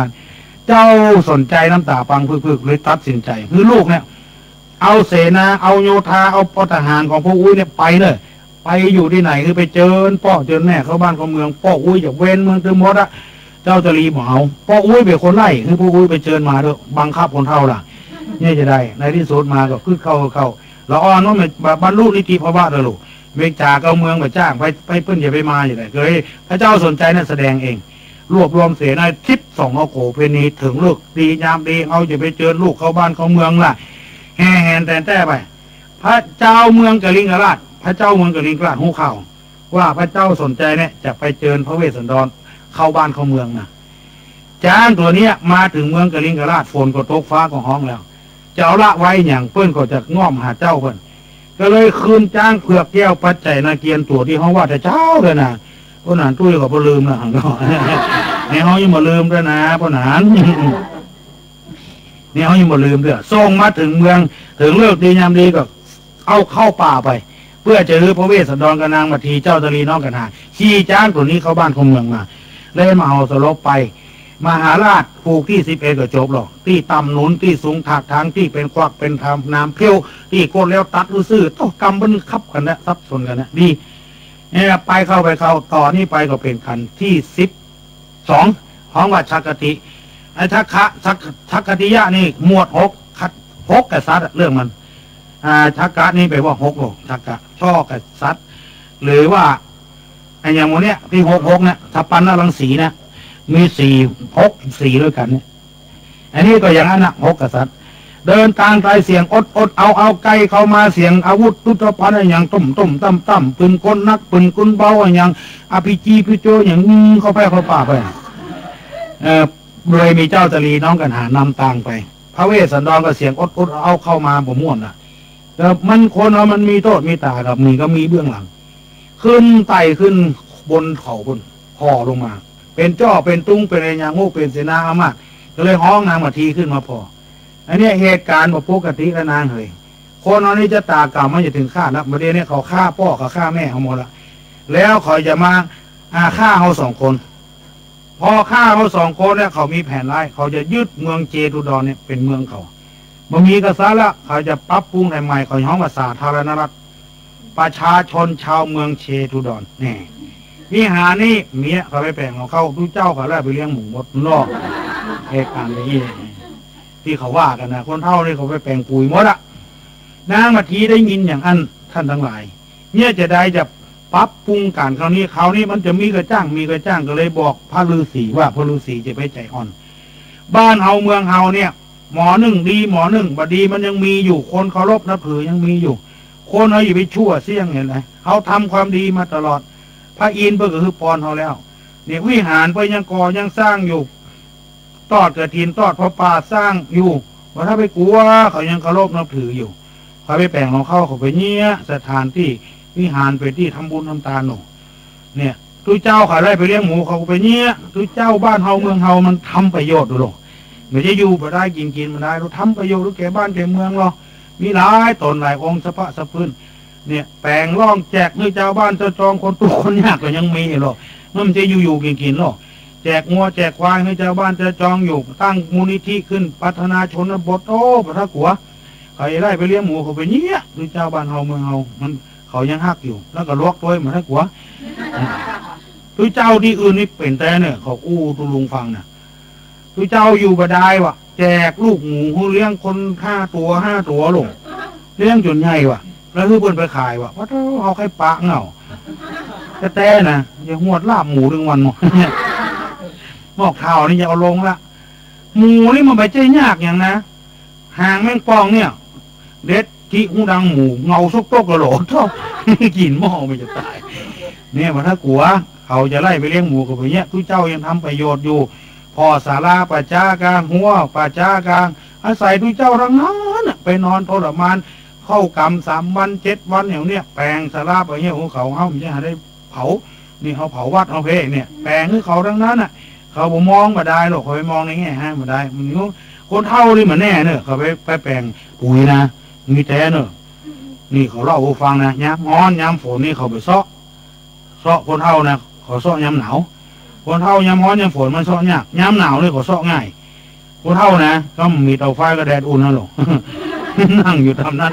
ขังกขังงักในกำกู้กำสามนี่เอาไปแปลงปุ๋ยมดแยกลูกเข้าโรงงานเราแยกปุ๋ยคนเท่าไปทางขวาคนเท่าไปจ่ายไปทางขวาคนเท่ามียิงไปทางซ้ายปุ๋ยคนเท่าไปจ่ายได้ใส่พืชยืนต้นลำไยลิ้นจี่มะม่วงมะปรางเงาะทุเรียนนางสักเอาปุ๋ยคนเท่าไปจ่ายใส่มันปีนะมันน้อยเตื้องนะมันออกมันหวานมันอ่ะปุ๋ยคนเท่าไม่ยิงเอาใส่กระลำผักกาดพืชลุ่มลุกกระลำผักกาดมันโตเร็วมันค้าได้ยินจมค้าได้ยินแซมเนี่ยเขาว่าปุ๋ยเร่งเนี่ยปุ๋ยคนเท่ามันยิงทั้งนั้นอ่ะยังไปแจ้งกันแบ่ม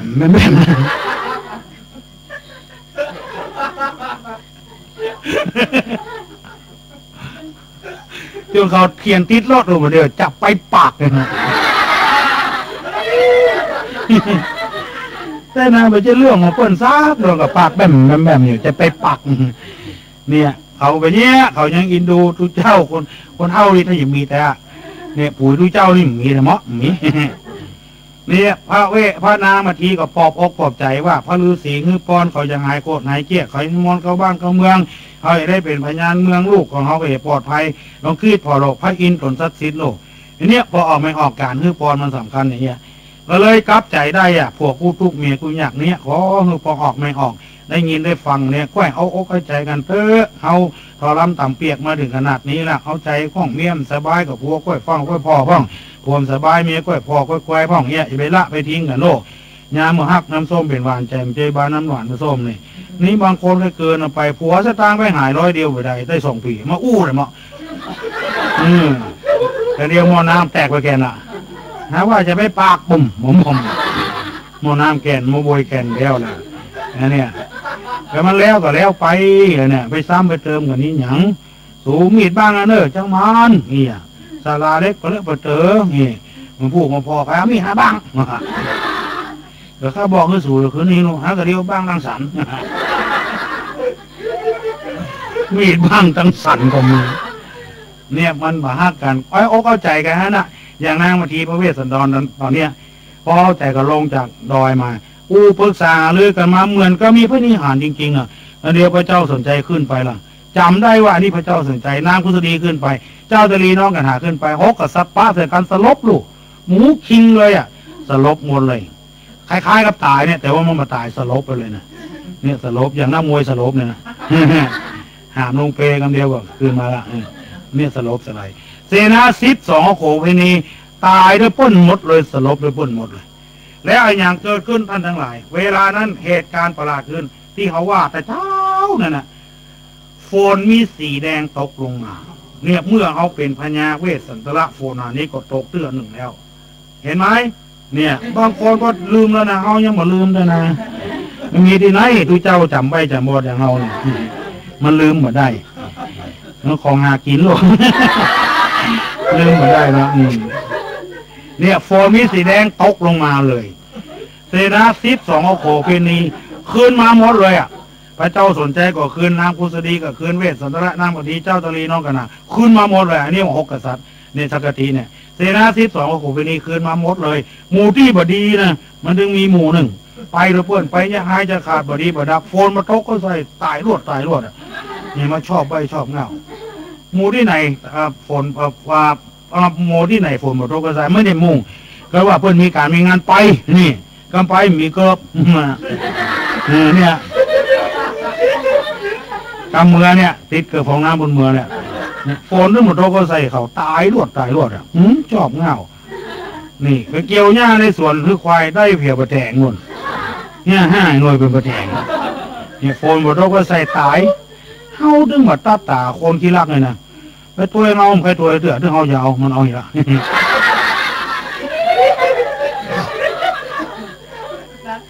นักเก๋ว่ามันม่วนไปไทยมันจะเงาล้ำหมดอ่ะมาตาตาเนี่ยฝนตกลงมากษัตริย์ขึ้นมาหมดหมู่ที่บดีบดับฝนหมดโตก็ใส่เนี่ยเป็นทุเจ้านะหมู่จักรักพระเจ้าก็ขายนี่พวกนุ่งโตก็ใส่เขาตายรวดอ่ะเขาประเดี๋ยวเนี่ยไหวพระเจ้าได้บุญพ่องเนี่ยไหวตัวนับพระเจ้าตัวนะถึงวันนะเนี่ยหมู่นั้นดีคืนมาหมดอยู่หมู่เอาคืนมาหมดทุเจ้าก็คืนมาหมดอันนี้ฮองสักติพอคืนมาหมดแล้วพระเจ้าสนใจเนี่ยเข้าใจคำปากคำคออ้างบุญคุณอย่างสารพัดอย่างว่าลูกพ่อมาเนี่ยกราบใจได้ประทุกประเสี่ยงแล้วลูกมีโทษมีตายอย่างเจอลูกเข้าบ้านเข้าเมือง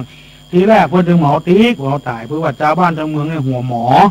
เนี่ยไปเจอเรื่องของเขาซักน้อยข้าเกิดมาจังนี้ก็เกิดแล้วก็ว่าข้าบดีในที่สุดมาได้อย่างขึ้นมา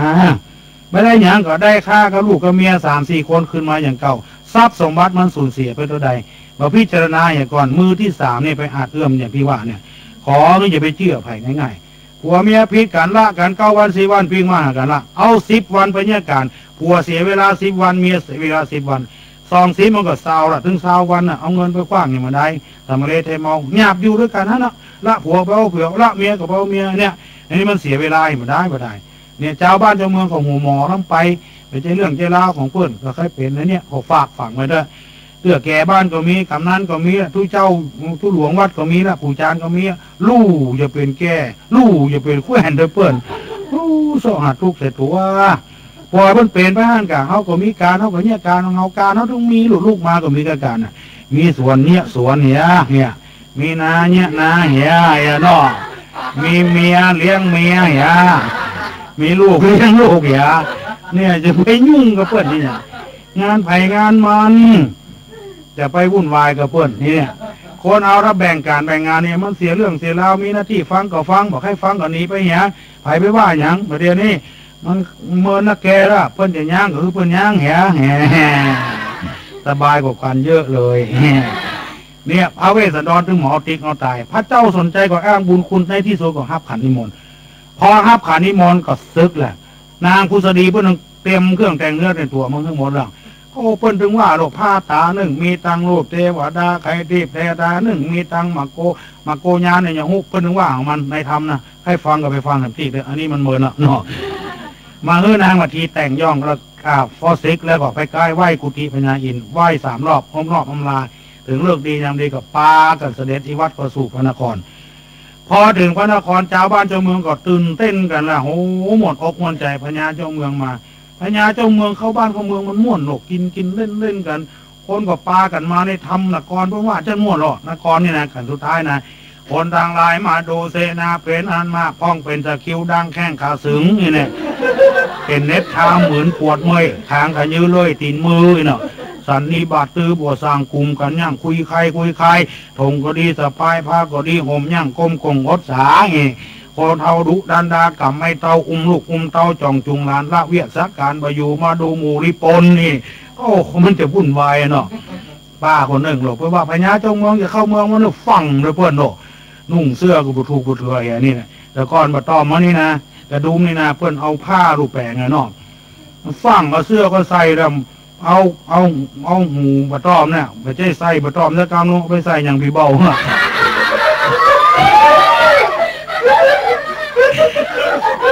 มันนึกว่าบะต้อมหล่อนตัวเปิ้นต้องอย่างตุ้งฉางหางนี่พอตับเย็บเลยเปิ้นอุ้ยพอแล้วกุ้งพอไปใช้แล้วครับม่วนโอ้พันก็พอมาถึงเมืองจะถึงเมืองแล้วก็ประกาศหรอกทุกคนปล่อยสัตว์ปล่อยคนต้องโทษปล่อยอย่างสะปะสะพื้นคนอยู่ในคอกในขังอภัยโทษโลกวอกกามาแมวครับขามปล่อยกับโปแปจากโลกลูกเป็นตาลปล่อยหมดสิ่งสารสัตว์ปล่อยหมดพอมาถึงเมืองพระเจ้าสนใจก็เว้นเมืองถึงหมดพระเวสสันตระเป็นพระเจ้าแผ่นดินเนาะพอได้เป็นพระเจ้าแผ่นดินแล้วก็มากืดในหอระไทยใจคงยามจักไกลลุ่งไรถีว่าติวะเสนี่วันพูกมาเจ้าน่ะญาจกทั้งหลายเขาหูข่าวกูมาเป็นพญาเขาจะมาขอแล้วกูจะเอาหยังมาเป็นตาลไอ้ยังก็หมดเนื้อหมดตัวแล้วบุญจะแล้วปังวางไงยังหมูว่าโฟนาแก้วเจ๊ประกาศตกลงมาเนี่ยการจะสร้างบุญสร้างกุศลจะช่วยเหลือไปคนใดคนหนึ่งนะโยมทั้งหลายบ่ต้องกระดุกอกใจเขาคิดว่าจะช่วยมันถึงมีสิ่งมาช่วยเขาเนี่ยเพื่อนอยากกินจะตาในยังเขาเพื่อนประชุมกันกับพ่อเพื่อนเนี่ยเขาหมีกับตาเพื่อถ้ามีกับตาเพื่อนเนี่ยบางคนนี่ไปประชุมไปแกล้งเพื่อนหรอกเพื่ออยากกินสลักคนมันมีแล้วจะอย่างมาตาในเพื่อนเนี่ยว่ามีกับตาน่ะก็ไผ่ไปว่าอย่างอันนี้ของแกล้งเพื่อนหรอกเพื่อเก็บหลังคาเงินใน5 บาทคนทุกข์หรอกเนี่ยเขาอย่างมาเลยบัดได้กันนะเนี่ยปากบดีใบบดีเงามันเป็น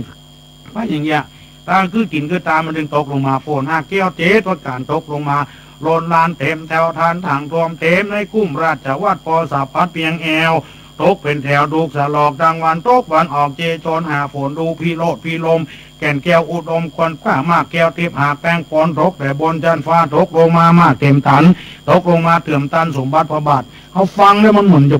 มีลมปัดมึงมาเนาะกำแต่ก่อนวันนี้เนาะก็ตกลงมาแล้วพระองค์ก็เก็บใส่ในเล่มในฉางตกบ้านไผ่ที่เป็นของคนนั้นแควดเอาเต็มที่เต็มตังชาวบ้านชาวเมืองก็ร่ำรวยมหาศาลกินต้านต่ำอย่าเปิงแต่อายุพระเวสสันดรก็ปรับปรุงสิ่งไอ้ยังคือเป็นต้านแก่เจ้าบ้านชาวเมืองอันใดบดีกับสลักหาฟังกระทำมันดีขึ้นจนเมตตาภาวนามดอายุประเกิดสวรรค์จันดุสิตบำเพ็ญบารมีจันดุสิตแก่กล้าเกิดมาแถมชาติหนึ่งก็มาเป็นสิทธัตถราชกุมารได้แต่งงานกับยะโสธราหรือปิมปา ได้เจ้าชายลาโงนพออายุ29 ปีหันว่าอยู่ที่ไหนมันก็เป็นทุกข์มาหาความสุขได้จะเกิดเวทนาสงสารก็ออกบวชได้ตรัสรู้เป็นพระสัมมาสัมพุทธเจ้าเนี่ยจนไปจำพรรษาอยู่ที่วัดอยู่ที่เมืองราชคฤห์พระเจ้าสุโธทนะไปนิมนต์เข้ามาสู่เมืองกบิลพัสดุแล้วสร้างป่าไม้นิโคตรเป็นวัดแล้วฝนสีแดงตกลงมาเป็นเหตุให้พระองค์แสดงธรรมมหาชาติเวสสันดรชาดก13 กันตั้งแต่บัดนั้นไปต้นมาวงจรเข้าหากันจับพอดีอันก็อันนี้เรื่องราวเขาถึงจำได้กูยังไงเมื่อสรุปรวบรัดใจความแล้วก็ได้ใจความว่าโฟนหาแก้ว7 ประการนั้นเป็นแก้วมณีแก้วก้อแก้วพลึกตามปกตินั้นมันจะอยู่เป็นแร่เป็นธาตุทำไมมันตกจากบนจันฟ้ามาเพราะของดีอันนี้เพื่อนเอาส่งเคราะห์ในธรรมคำสอนของในศาสนาของเขาเนี่ยเรียกว่าอริยทรัพย์7ทรัพย์อันเนี้ยไผ่จะจี้จะป้นจะอะไรอย่างออกมันถึงได้มันอยู่ที่ตัวไผ่ตัวมันถ้าไผ่มีแล้วอยู่ก็มีความสุขไปก็มีความสุขกล้าหาญได้ตลอดเวลาศรัทธาแปลว่าความเชื่อผู้คนนะเขาเชื่อตัวเก่าตึงทำได้ตึงสำเร็จถ้าเขาเชื่ออย่างนี้นะบ่ต้องไปกลัวไผ่จะไม่กลัวคนชั่วบางคนอย่าไปวาดไปว่ากลัวเพื่อนว่าเฮ้ยก้าเนี่ยจะนุ่งขาวห่มขาวขาวทั้งนอกมาขาวทั้งในเนี่ยคือบัดเชื่อเนี่ยบัดเชื่อตัวเก่าไปเชื่อคนอื่นแล้วเขาตกลมตกจมไปเนี่ยคือเชื่อตัวเก่าได้ว่าต้องทำได้อย่างน้อยที่สุด50%มันถึงได้เขาจะทำอะไรอย่างกระจ้างเราต้องทำได้ทำดีนะไม่ใช่ทำชั่วนะไอ้เนี่ยพอเขาพยายามอะไรอย่างเนี่ยเชื่อตัวเก่าแล้วเชื่ออย่างมีเหตุมีผลที่ไปฟังหัวหางกลางบ้านไอ้อย่างที่ไหนที่เบาหัวเพื่อนมาปอบมาโยนก็ไปจุไปฟังกันเพื่อนนำไปไอ้เนี่ยตัวเนี่ยถ้าอยู่ที่ไหนมั่นคงถาวร2นึงมีศีลแปลว่าปกติศีลแปลว่าเย็นเนี่ยคนใดมีศีลมีธรรมเนี่ยคือกายกับปกติปากกับปกติใจกับปกติอย่างเอามานั่งเนี่ยเป็นคนมีศีลนั้นคนมีศีลมันอย่างนั้นหรอกพอด้วยคนกินเหล้ามันมีศีลนู่นน่ะเอวของตากดไปกดมาอันเนี้ยคือมันมีศีลอันเนี้ยผิดปกติไปแล้วบ่ปกติแล้วปากบ่ปกติใจมันปกติ3หิริ4โอตปะ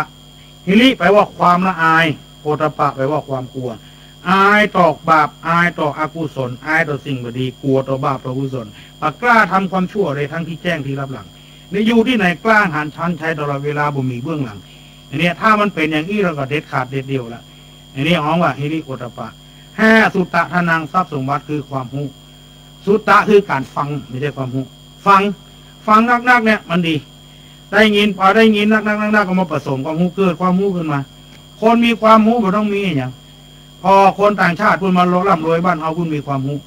อย่างน้อยๆที่สุดปลูกผักปลูกกันอย่างเพิ่นวิชาความรู้ก็รวยร่ำรวยค้าขายอย่างใดเพิ่นก็รู้เกิดความรู้เลยนะเพราะนั้นสะสมความรู้นักเรียกว่าสุตตะเสียงบ่คมใส่ดำนักกำหูบ่นักฟังบ่อยๆไอ้หยังก็ฟังบ่รู้เสียงอันดีก็เอาอันดีก็แล้วไปไอ้หยังก็บ่ฟังบ่รู้เสียงมันก็ดีถึงเวลา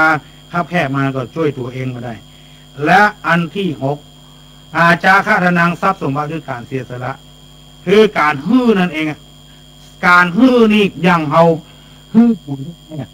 พอฮื้อทั้งลูกมันก็น้อยทั้งบนถ้าเอาบ่ฮื้อมันบ่ฮื้อปุ๋ยมันก็น้อยแล้วก็น้อยบ่นักเลยแต่ถ้าฮื้อปุ๋ยมันหดน้ำมันการฮื้อเอาฮื้อลูกเสียสละฮื้อลูกได้ห้ำได้เย็นเนี่ยต่อลงไปมันก็กระจายออกไปการที่ฮื้อทำเป็นตาลอย่างที่เอาฮื้อกันมาเนี่ยฟังกันต่อไปกระจายไปเรื่อยๆมันจะฮื้อถูกใจกูคนมันก็เป็นไปได้แล้วบ่ฮื้อถูกใจกูคนมันก็เป็นไปได้ฮื้อไปเด้อเฮาด้วยใจเฮาบริสุทธิ์ของเฮาการฮื้อเรียกธรรมทานและอภัยคือกันด้วยเวลาไอ้อย่างพวกให้บ่ดีก็ยกโทษให้กันด้วยมันสบายใจเขาไปนี่เฮาสัก100-200เนี่ยเฮามีการอภัยจะฟ้องจะร้องก็ติดอย่างนั้นน่ะโอ้จะมันเต้อเฮ้ยจัดแล้วเฮาได้ไปนี่เขาสบายใจละอันนี้มันการเสียสละเนี่ยผมฮ้องว่าเป็นทรัพย์อันหนึ่งไม่ต้องไปฟ้องไปร้องเขาและอันสุดท้ายคือปัญญาความรู้ความฉลาดอยู่ที่ไหนมีไปจี้ไปป้นเอาอันนี้คือเรียกว่าอริยทรัพย์7พระพุทธเจ้าแสดงธรรมอริยทรัพย์7มาก็เพื่อจะเนี่ยท้าวเวสสันดรชาดกถึงหมดสรุปก็ได้ทำ7 ข้อนี้ก็เป็นอันว่าอาตมาได้แสดงธรรมเพื่อออกไม่ออกมาเป็นว่าเวลาอันนานสมควรที่สุดแล้วอันใดที่มีสาระมีประโยชน์ขอเงยยมทั้งหลายนำไปคิดไปใช้พิจารณาให้ถูกต้องตามธรรมอันใดที่มันบดีประดักมันมีสาระมีประโยชน์ท่านคงหูอยู่ก็ต้องเอาไปเพราะมันบดีแล้วจะไปคิดในอกในใจและบุญใดกุศลใดที่เขาสะสมร่วมกันมาฟังธรรมเทศนา ในที่นี้ก็ดีในที่ไหนก็ดีก็ขอบุญกุศลนั้นมาปกปักรักษาเนื้อท่านทั้งหลายเจริญด้วยอายุวรรณะสุขภละปรารถนาสิ่งใดเขาสมดังกรรมปรารถนาทุกประการเตสนาปาลิโยสาเนก็มีโดยภาการดังกล่าวมานี้แหละนะก็ผ่านไปพี่น้องท่านผู้ฟังเป็นธรรมมหาจารย์เวสสันดรชาดกช่วงตอนที่ 4จบลงพอดี ก็จบหลายรอบละ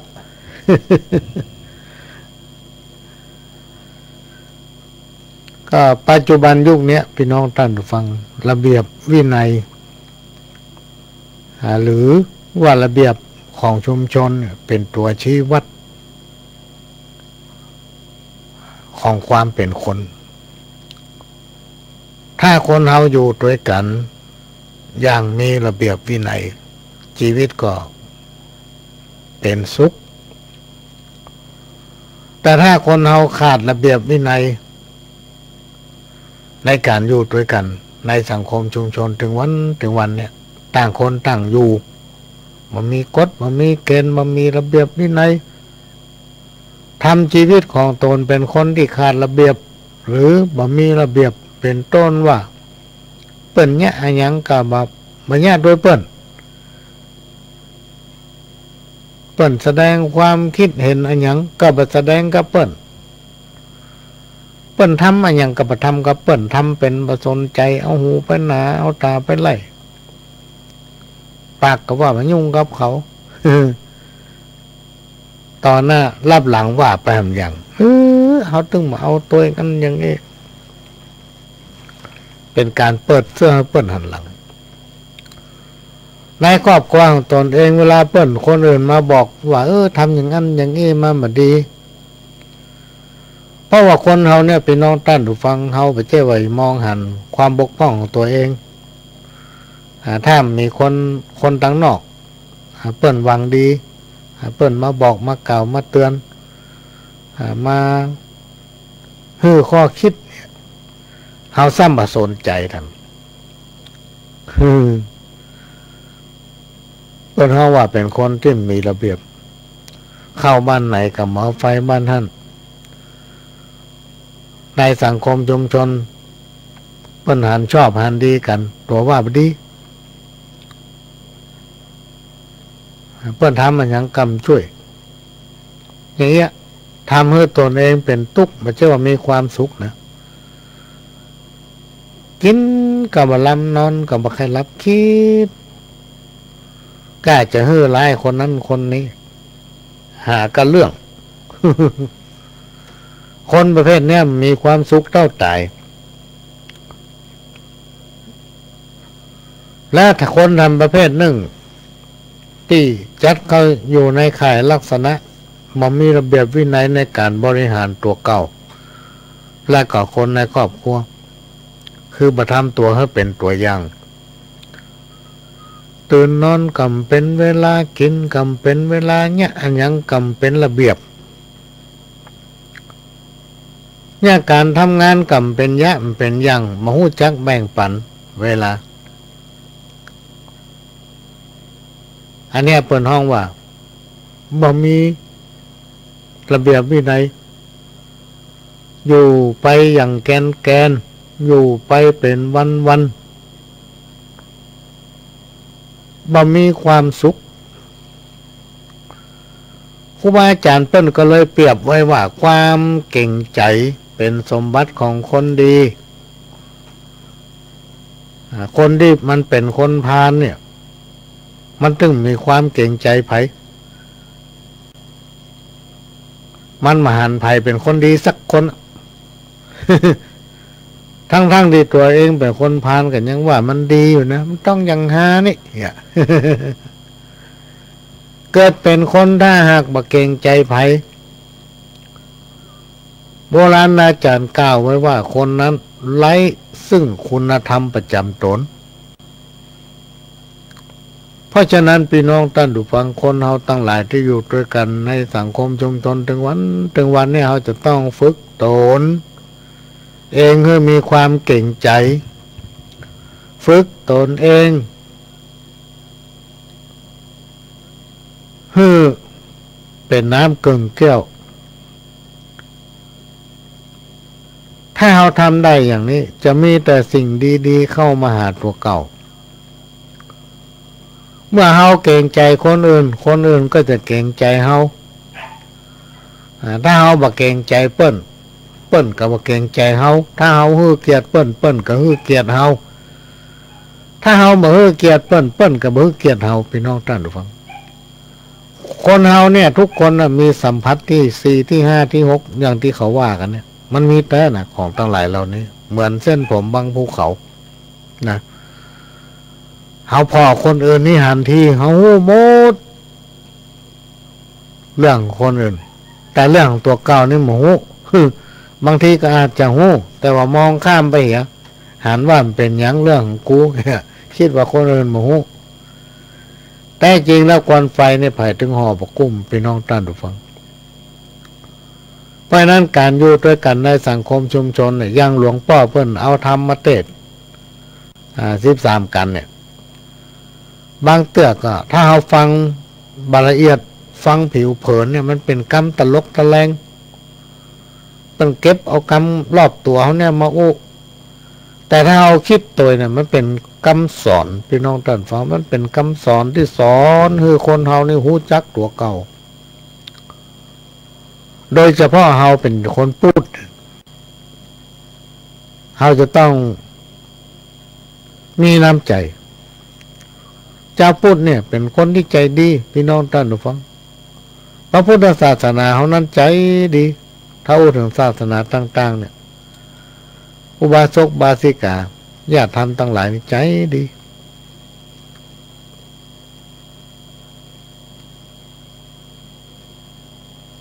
มีความเอื้อเฟื้อเผื่อแผ่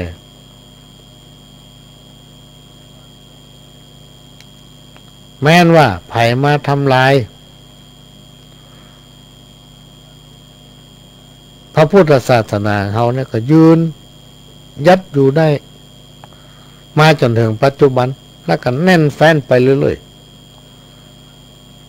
ๆภายก็ความบดีมันก็ได้รับผลไปภายดีก็หรือว่ากระทำในสิ่งที่ดีๆก็ได้รับผลดีไป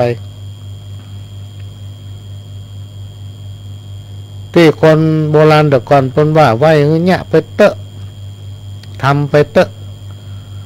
กรรมเดียวความดีตั้งหลายที่เราทำเนี่ยมันสั่งสมไว้มันจะกลับกลายเป็นเหมือนน้ำบ่อจืดสาย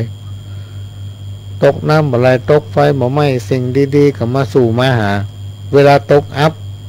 ก็จะมีสิ่งดีๆเข้ามาช่วยเปรียบเหมือนน้ำบ่อจืดสายน้ำตึงไม่แห้งบางคนจะทำบุญกัวเสี่ยง กัวเสี่ยงเสียดายไม่อยากทำครูบาอาจารย์เพิ่นก็แนะนำว่าทำไปเตอะไอ้บุญเนี่ยมันต้องเสียดายให้ตั้งใจทำถ้าตั้งใจแต่ใจเขามั่นคงขนาดไหนเนี่ยสิ่งที่จะโตยมาเนี่ยมันก็มั่นคงขนาดนั้นมันต้องบ่สูญหายเสี่ยงไปก็จะมีมาเสี่ยงไปก็จะมีมามันมีแต่พี่น้องท่านผู้ฟังมันก็ไผมาทำบุญนี่เฮาทำบุญต่อไปมันก็เป็นบุญกับตัวเฮาทำต่อนึงทำเมื่อคนที่มาทำบุญกับเฮาก็ได้บุญไปเฮาทำต่อไปแถมมันก็เป็นผลบุญมาต่อทุนให้เฮาเพื่อมีชีวิตดีๆพบปะแต่สิ่งดีๆมีคนฮักคนเมตตาคนเอื้ออาทรอินดูเฮาอย่างนี้เป็นต้นสิ่งเหล่านี้มันเป็นวัฏจักรที่จะเวียนว่ายอยู่กับตัวเฮาเมื่อบักกี้วันมานี้ประหลวงได้เปิดในเว็บในเว็บที่จัดรายการเนี่ยออกรายการแล้วก็บอกง่วงก็เลยเปิดดู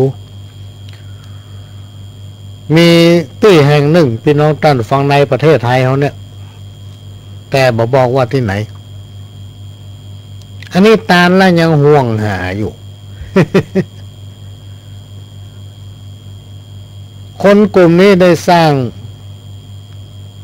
ศาสนวัตถุก็คือได้สร้างสิ่งหนึ่งขึ้นมาในเขตขวงเกี้ยวทั้งสามในเขตของวัดที่ฟังดูนี่น่าจะเป็น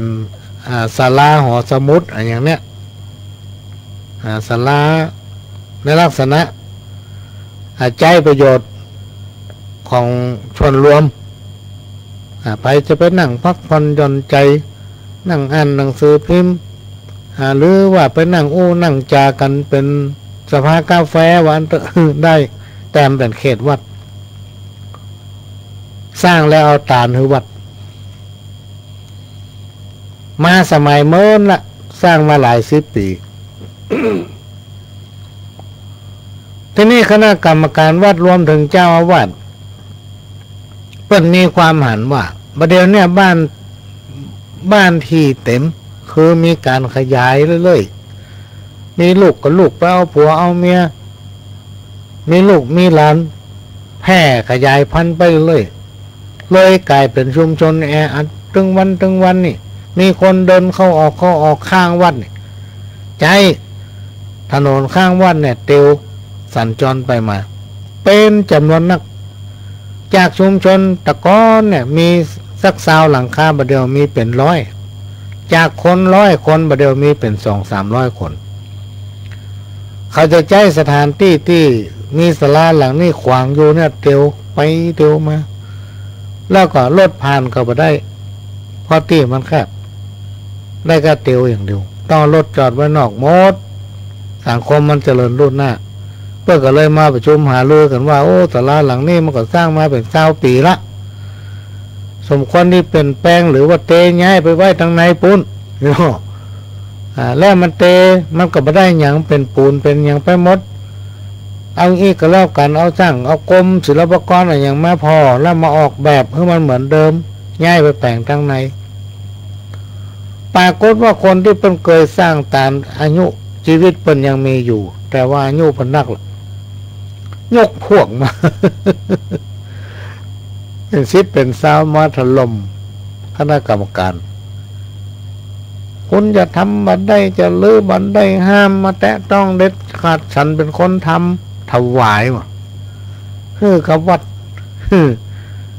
โดยมีท่านเจ้าอาวาสเป็นผู้มาหับตาลเมื่อฉันสร้างตาลแล้วจะมาเตมาเรื่องของฉันว่าได้เด็ดขาดให้หนุกเนี่ยพี่น้องท่านผู้ฟังเปิดเลยห้องว่าคนติดตานไปแล้วยังไปห่วงหามันอยู่เปิ้นจะแย่ยังกับได้เปิ้นจะพัฒนาเปิ้นจะดัดแปลงหรือว่ามาแก้แบบจะย้ายไปไว้ทั้งที่มันบัดเติกเพราะตันหันมันอาจจะใช้สัญจรไปมาอำนวยความสะดวกหลายๆอันหลายๆอย่างเป็นต้นว่าเวลาไฟไหม้ใต้ลามรถดับเพลิงจะได้เข้าไปหาได้ยุคใหม่เปิ้นจะพัฒนาหันว่ามันเติกแต่ก่อนมันบัดเติกเพราะคนมันนักแต่ปัจจุบันคนมันนักมันก็เลยเติกจะย้ายไปในสภาพเก่านะแปลงยังเก่านะแต่ว่าเตหลังนี้ขว้างพร้อมเป็นปูน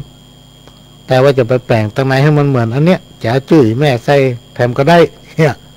ก็ยังไม่ยอมจะมาลื้อขี้ตีนขี้มือฉันทำถวายฉันทำถวายฉันทำตาลทำบุญแล้วก็มาลื้อของฉันอันนี้ตาลแล้วเป็นห่วงเป็นเป็ดตายแล้วเป็นเป็ดเฝ้าศาลาเนาะของตัวตาลเป็นแล้วก็ยังมาห่วงหาว่าฉันทำตาลไผ่มันเนี่ยยังมันได้โอ้ตายไปมันต้องเป็นเพศเป็นผีอยู่หั่นแน่เนี่ยตาลแล้วเป็นห่วงหลายๆคนเขามาฟังพี่น้องท่านดูฟังที่คนมาฟังนี่เขาครูบาอาจารย์นะวันนั้นไอ้แม่นั้นมาเดือดนี่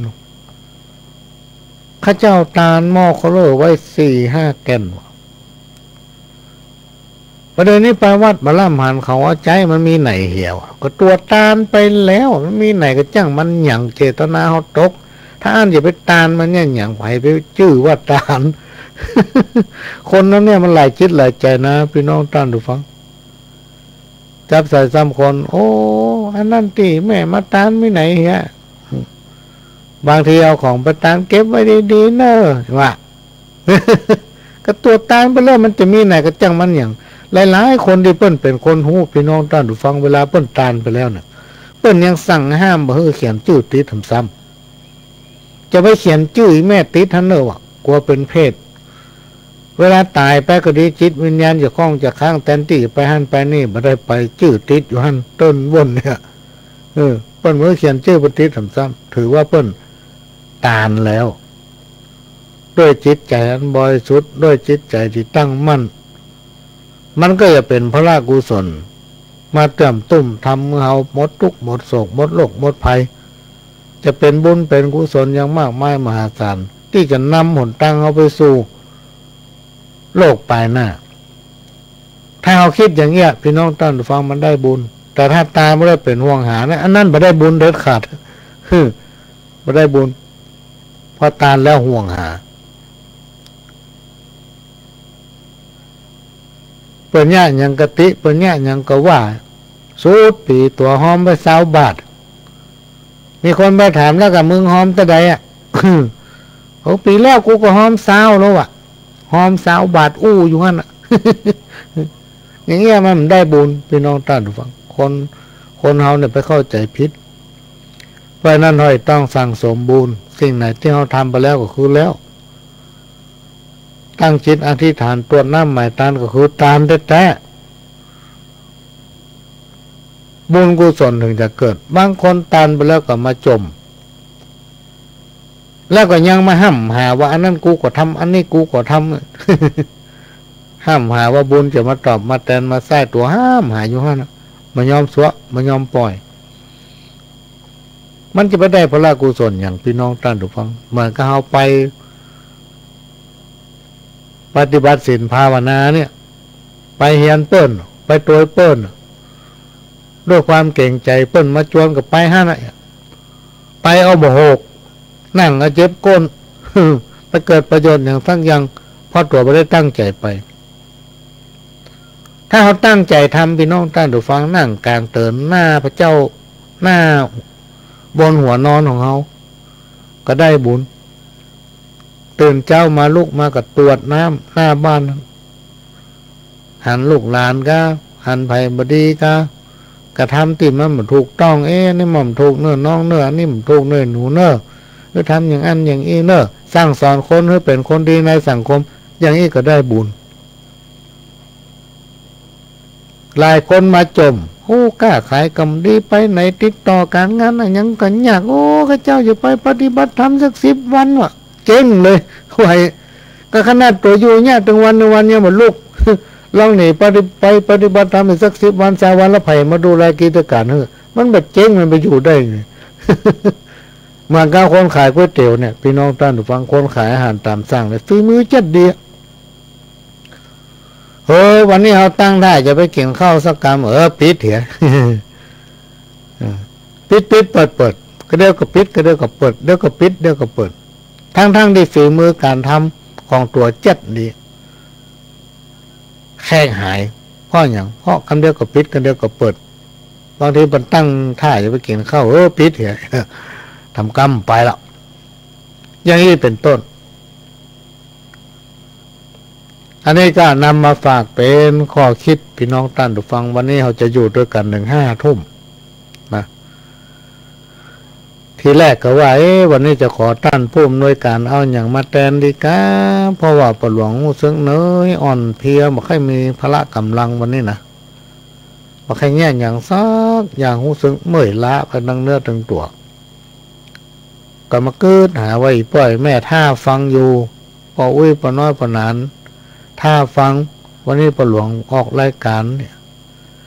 ขออนุโมทนาบุญพี่น้องทางสันกำแพงนี่ทางล่องวัวแดงแล้วกับพี่น้องทางบ้านทาบุญฟังพี่น้องทางบ้านละปูนฟังแล้วก็กันต่อมามีคนมาหาปหลวงที่บ้านมาดำหัว ในโอกาสปีใหม่มาฮื้อปอนว่าอันเถอะ โอ้แต่ว่าไปละปูนไปบ้านทาแต่ว่าข้าเจ้าไปร้องวัวแดงไปสังกำแพงไปบ้านต้นแหนวะอีแม่เขาเพิ่นฟังรายการปลาหลวงเพิ่นฟังอยู่บ้านเดียวกันนะกะบ้านปลาหลวงสว่างแม่นกอเพิ่นฟังก็ขอบพระคุณพี่น้องหลายพื้นที่ที่ติดตามรับฟังรายการของปลาหลวงแล้วถึงอยู่ตลอด ถึงอยู่ตลอดถ้ามีโอกาสนะพี่น้องท่านผู้ฟังปลาหลวงไปทุกที่แต่ไปแบบเจ้าบ้านนะไปแบบเจ้าบ้านไปพบปะกับพี่น้องทุกที่โทรมาแล้วก็ดับไปละมีอย่างนะครับใจเจินเหมือนกับตะกี้เนี่ยญาติทำบนแนะนำมาว่าปลาหลวงเขาเป็นคนที่ว่าถ้าเอาหันอะไรอย่างมันดูแล้วมันบดีอ่ะมันบัดตันยุกบัดตันทำไมบ่เข้ากับอย่างบรรยากาศมันเนี่ยเขามักจะไปช่วยไปเสริมนะก็จะถามเจ้าภาพเป็นว่าเนี่ยเป็นได้มีไผเนี่ยเฮกาหรือว่ามีคนเนี่ยเขามาเอาหรือว่าเขาพอมีสตางค์เขาบอกใครเนี่ยถามความจำเป็นมันแล้วก็อาสาทำให้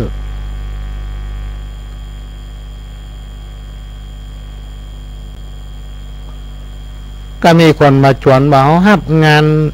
ทำนั่นทำมันนี่บ่อยเนาะจัดดอกก็ดีจัดอย่างก็ดีเพราะพื้นฐานของพ่อหลวงเวลามีประชุมพี่น้องท่านผู้ฟังอย่างหอประชุมห้องสินค้านานาชาติเนี่ยเวลาจะมีประชุมทีปีนี้บ่ได้เพราะว่าผู้ว่าเพิ่นก็มาใหม่เนาะอย่างมันก็เปลี่ยนใหม่หมดละตั้งแต่ผู้ว่าประวินชำนิประชาเอาไปได้เป็นยุ่งเกี่ยวในการจัดอย่างสถานที่หัวหน้าฝ่ายเพิ่นอาจจะมาใหม่อย่างอำเภออย่างนี้เป็นต้นสถานที่ห้องประชุมอย่างสปาจะเป็นหลวงหมดอะพี่น้องท่านฟังก่อนมาจัดแต่งตั้งแต่ดอกขึ้นไปเป็นต้นปลวงนี่จะเนี่ยได้หมดเขาก็เลยมาบอกว่าเวลามีการงานท่านนี่เขาตั้งทีมขึ้นมาปลวงเป็นคนนำเนาะถ้าเนี่ยได้ก็ดีไก่เนาะบอกว่ากินแขกแต่งงานบ้านใหม่บ้านศพสปะสเปดเขาเนี่ยได้หมดทุกอย่างถ้าเขาจะทำแต่ถึงวันนี้มันเป็นผู้ใหญ่บ้านนี่มันทำอย่างนั้นบัดได้พี่น้องท่านฟังที่มันบัดได้คืออย่างเขามีเวลาการงานในหน้าที่ก็เต็มละจะบ้านพอเดือดร้อนไปบ้านกำปะเพราะว่าสมัยก่อนนั้นพ่อหลวงพ่อกำนันไปอยู่บ้านหรอกเนาะนั่งอยู่บ้านนะถึงไปไหนนั่งต้มยุงอยู่ฮะนะไปมาได้กับปะอันไผ่ไปห้องพ่อกำนันพวกแกบ้านแต่ปัจจุบันนี่พี่น้องท่านดูฟังงานมันนักต้องออกพื้นที่ถึงวันเพราะนั้นต้องขอสมาภัยแล้วถ้าเราเกษียณอายุไปแล้วเราสามารถช่วยงานสังคมได้เต็มที่ก็จะมีทีมงานเนอะมีศพมีสัตว์กินแขกแต่งงานมีพิธีบวงสรวงอย่างที่ไหนถ้าเขาเป็นคนเมืองพี่น้องท่านดูฟังเขาก็เนี่ยแบบเมืองเขาถ้าเขาเป็นคนไทยก็เนี่ยแบบไทยนั่นก็เรื่องของเปิ้ลหีบไผ่ห้อยมันแต่ถ้าเขาเป็นหีบเมืองเจียจารีตประเพณีเขาเป็นอย่างนี้เขาไปดัดจริตไปเนี่ยอย่างอื่นเนี่ยมันก็ใจเรื่องละแต่ที่เขาจะนำมาวัฒนธรรมประเพณีหีบห้อยของเฮาปื้นบ้านล้านนาเนี่ยเปี้ยเปิ้นอวดเปิ้นว่าบ้านกูเนี่ยอย่างนี้บ้านเมืองจะเนี่ยเยอะก็จ้างเพราะมึงมาอยู่บ้านกูก็ต้องเนี่ยอย่างกูดันไปทำโดยเปิ้นเหี้ยล่าเป็นแกงโห่กันไปเลยในยุคปัจจุบันเนี่ยพี่น้องท่านผู้ฟังพ่อหลวงตามที่ตัวไปหันมาเนี่ยการแต่งงานก็ดีการทำอย่างต่างๆก็ดีมันกลายเป็นมั่วกันไปหมดบอกว่าภาคกลางภาคเหนือตอนหลังตอนบนภาคใต้ภาคอย่างบอกว่าเอามารวมกันมั่วมัดเลยบอกว่าอย่างเป็นอย่างเลยบอกว่าอันใดเป็นหีบห้อยของบ้านเฮาอันนี้เป็นสิ่งที่ มาเล่าโอ้สู่กันฟังในฐานะที่เราเป็นคนปื้นบ้าน โดยเฉพาะชาวล้านนาเมืองเหนือของเฮาเนี่ยฮีบเฮามีวัฒนธรรมเฮามีประเพณีเฮามีอย่างไผ่ที่มาอยู่บ้านเฮาอ่ะมันก็ต้องเอาไฟบ้านเฮาก็ทำเหมือนเฮาแล้วลูกหลานเขาเคยได้ทำสืบตามกันไปอ่ะทีนี้ถ้าเอาไปโตยก้นบนเหยในที่สุดวัฒนธรรมเราจะหายพี่น้องท่านผู้ฟังหายแน่นอนนี่หลายคนมาหาพ่อหลวงเนี่ยพ่อหลวงผมอยู่ที่บ้านผมอ่ะไม่มีนะหอเจ้าที่บ้านผมก็ไม่มีศาลพระภูมิบ้านผมก็ไม่มีบอกเนี่ยแล้วผมมาซื้อที่เนี่ยมันมีหมดอ่ะผมจะขอจ้างพ่อหลวงไปลื้อให้ผมทีอ้าวก็ตัวมาซื้อบ้านเปิ้นก็เลยแนะนำว่าถ้าคุณลื้อออกลื้ออย่างเนี้ยคุณสามารถทำได้เพราะคุณมีสตางค์ถ้าคุณทำแบบถูกวิธีเจ้าตีเจ้าตางเตปาฮักติดเป็นฮักษาพอกไว้เปิ้นอยู่หั่นแล้วเปิ้นจะไปอยู่ที่ไหนเหมือนอุปมาเหมือนคุณอยู่บ้านดีๆหลังงามๆมีกลิ่นมีใจอยู่ดีกลิ่นดีจู่ๆวันหนึ่งเปิ้นมาไล่คุณเนี่ยออกไปจากบ้านนี้เนี่ยคุณอย่าพอใจก่อนแล้วพี่น้องท่านผู้ฟังทั้งหลายเมื่อสิ่งศักดิ์สิทธิ์ที่มันอยู่บ้านนั้นมันถูกไล่ออกจากบ้านมันแล้วมันจะไปอยู่ไหนมันก็กลายเป็นผีจรจัดเลยอยู่ตามถนนนนตั้งอยู่ตามตั้งแยกที่ไหนถนนงามๆใหญ่ๆรถวิ่งนักๆมันก็ไปอยู่แถวนั้นหวังจะได้กินมันกั้นอยากแต่แฮมันก็ตักคนนั้นคนนี้ก็ลดจนกันถึงวันสิ่งที่บริเกิดก็เกิดละอ่อนอายุ14-15เลี้ยงมาอมเปาะอมปล่อยรถจนตายพ่อง ไปโรงเรียนเตียวเงื่อพอใต้พอเหนือรถจนหัวตายรถห้ามนักเรียนขี่กันมาดีๆรถมาจนทั้งท้ายบางทีจนกับไป4-5 กันหมดตึงวันตายถึงวัน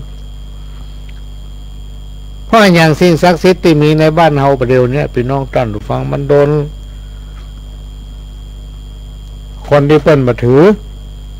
เข้ามาอยู่บนห้องว่าสังคมผสม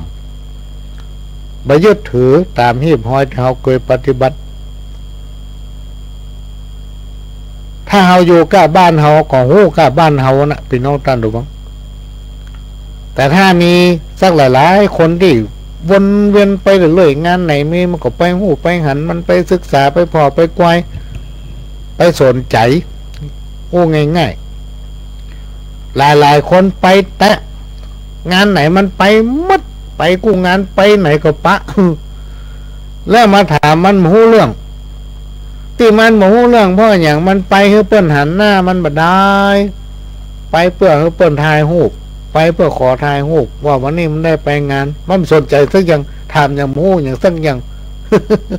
เปิ้นห่อไปเอาบ่หกไปเปลืองเข้า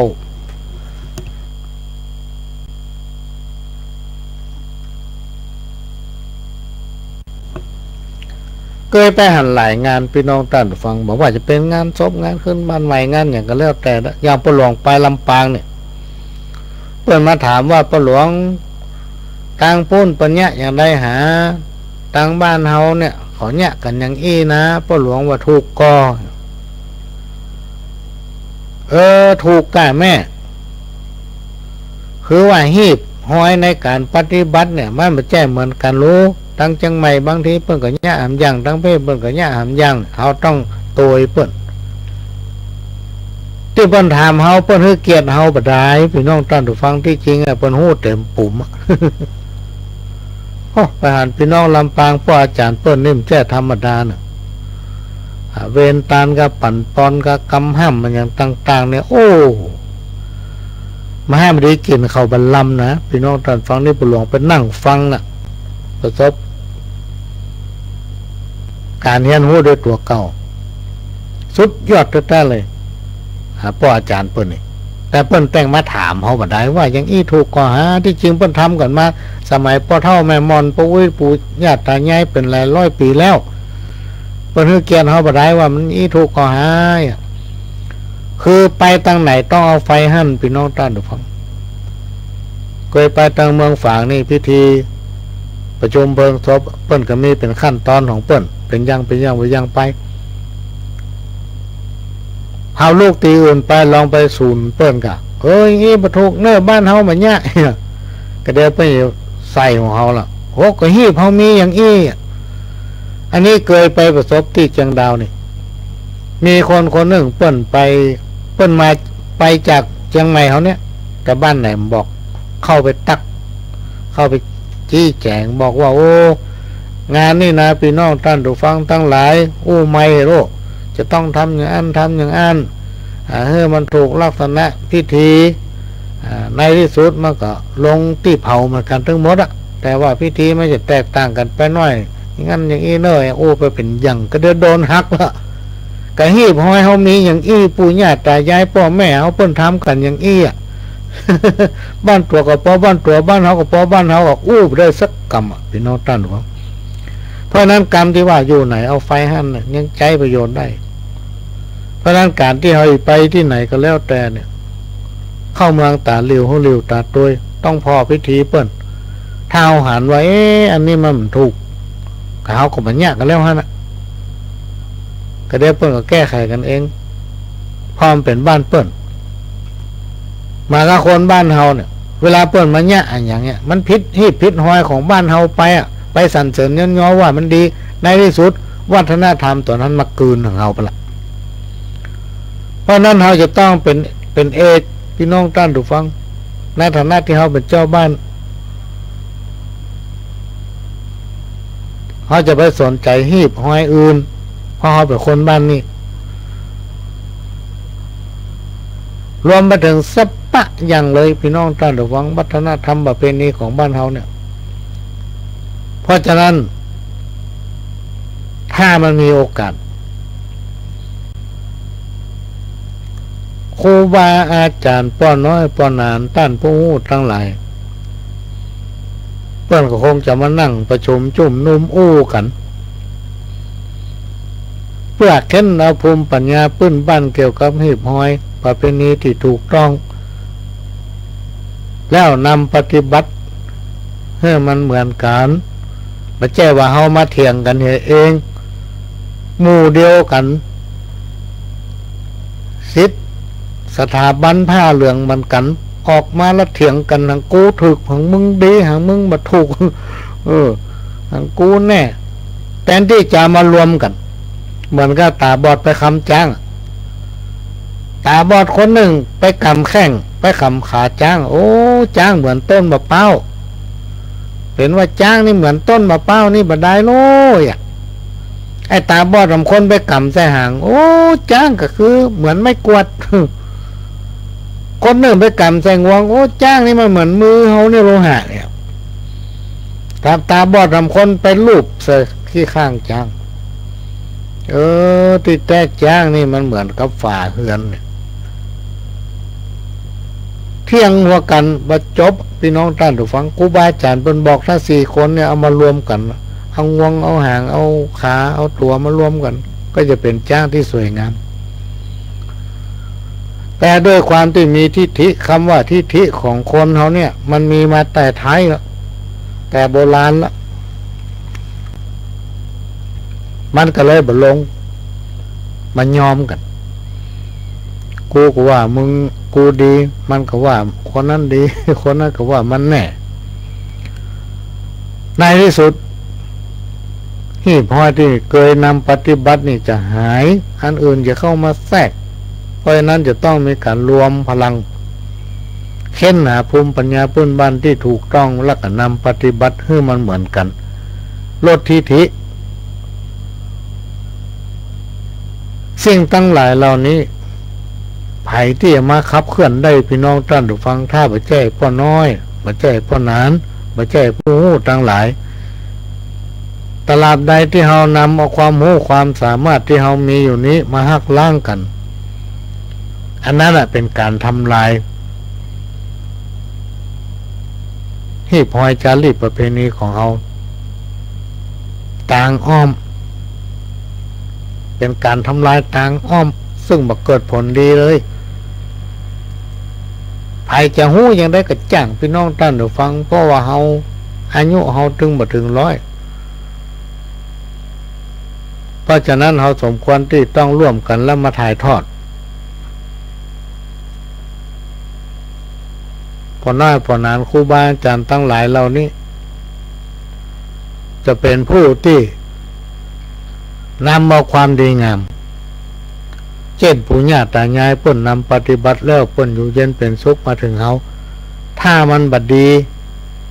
ความอยู่เย็นเป็นสุขที่ปู่ย่าตายายเพิ่นสั่งสมไว้มันถึงมาถึงเฮา มันถึงมาถึงเฮา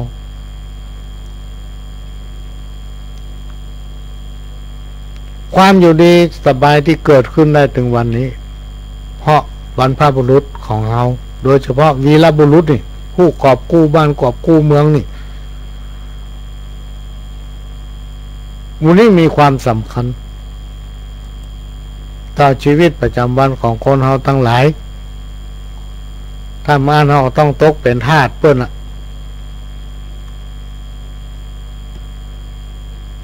อย่างเวียดนามเนี่ยพี่น้องท่านผู้ฟังเวียดนามเหนือเนี่ย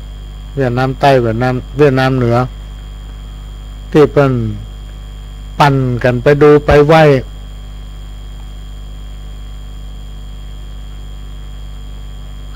คนหนึ่งซึ่งถึงอนิจกรรมหรือว่าตายแล้วเปิ้นก็นำสรีระไว้ในโขงปราสาทในเมืองเปิ้นห้องอย่างโฮจิมินห์ก็มีคนตั้งแถวเข้าไปไหว้ตึงวันเลยแถวนี้ยาววันหนึ่งมีคนเป็นพันพัดเวียนเปลี่ยนกันไปสักการะทั้งที่เปิ้นก็ตายไปเมินแล้วสักการะเอาอย่างลำลึกถึงความดีของเปิ้นที่เปิ้นปลดปล่อยคือคนในบ้านในเมืองของเปิ้นมีสิทธิเสรีภาพไว้เอาคุณงามความดีเพราะนั้นสิ่งทั้งหลายที่ฟังอยู่ในตัวเฮานี้จะต้องสืบไปถึงลูกถึงหลานแล้วในอนาคตลูกหลานก็จะได้ล้ำลึกถึงเฮานะล้ำลึกถึงเฮา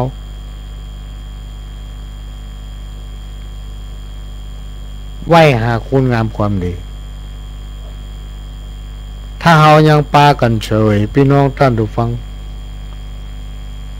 ละเอกละอ่อนลูกหลานซึ่งเป็นห้องว่าวัยรุ่นเนี่ยมันจะหลงทางแล้วมันจะไปนำเอาวัฒนธรรมที่เป็นใจหีบห้อยของเฮาเนี่ยมาปฏิบัติมาฝังอยู่ในใจเพราะฉะนั้นถ้าวันนี้เฮาไปช่วยกันจักจูงคนทั้งหลายเหล่านี้ที่เป็นลูกเป็นหลานเขาเนี่ยจะพาสังคมของเฮาไปสู่ความเสื่อมวัฒนธรรมที่เราเคยมีมันจะหายบางทีป้าหลวงมันนั่งกึดใจนะบางทีแบบได้ไปไหนวันนี้ปล่อยใจให้ว่างนั่งเก้าอี้พอฟ้า มันนึกถึงพี่น้องใจใหญ่พี่น้องพม่าต่างดาวที่มาอยู่ในบ้านเฮาเนี่ยวันพระวันศีลนี่นะพี่น้องท่านผู้ฟังแมงมันออกจับตำฝาบ้านเขาที่เขาพักอาศัยอยู่มันก็เพิ่งจับอยู่กำหางถ้าเก็บถึงก็ได้เป็นขวดขาวได้เป็น กิโลพูดถึงบอกว่าเข็ดบอกว่าเลี้ยวว่ากบเต้นผ่านเงียบมันก็พอบ่ได้อันนี้ไปหันกับตาแล้วก็ไปถามเขาว่าเป็นจะได้สู่ถึงมากินกันนี่แมงมันเปลือกขี้เต๋อพวกนี้เก็บได้จะเป็นกิโลสู่ยังมาเก็บโอ้เขาเก็บมาได้วันนี้วันพระว่ะ วันพระเขาบรรยากาศพี่น้องท่านผู้ฟังแล้วแต่งตัวไปทำบุญวันพระนี่ไป3 วัดพระหน้าไปก็ทำ4 วัดเนี่ยหรือบางทีถ้ามีเวลาก็ไป4-5 วัดวันเดียวเลยหรือว่าไป9 วัดเลยทำบุญนั่นน้อยนี่น้อยแต่งตัวกันงามไม่ยิงกับนุ่งผ้าถุงแต่งตัวปะแป้งแต่งหน้าอย่างดีไปถึงครอบครัวมีลูกมีเต้ากับปากันเหมารถไปทำบุญวัดนั้นน้อยนี่น้อยอัน นี้เป็นสิ่งที่น่าประทับใจพี่น้องท่านทุกท่านถ้าวันพระเขาถึงบรรยากาศแล้วบ่เบียดเบียนอย่างสักอย่างมีอย่างก็กินกันไปบ่จ่ายสตางค์ด้วยซ้ำแล้วคนบ้านเฮาลูกหลานเฮาพี่น้องท่านฟังเฮาต้องอู้ถึงคนอื่นอู้ลูกหลานเฮาเนี่ยลูกเขาหนึ่งเนี่ยบางทีตั้งราชการมีการประชุมว่าวันนี้มันเป็นวันสำคัญในทางพระพุทธศาสนาเขาสมควรจะเอาเป็นวันสำคัญของระดับชาติระดับประเทศควรจะมีวันหยุดเพื่อให้คนเหล่านั้นไปทำความดีหรือว่าไปทำบุญทำทานเข้าวัดฟังธรรมกันหยุดเวลาซ้ำเข้าวัด ปากกันไปเอว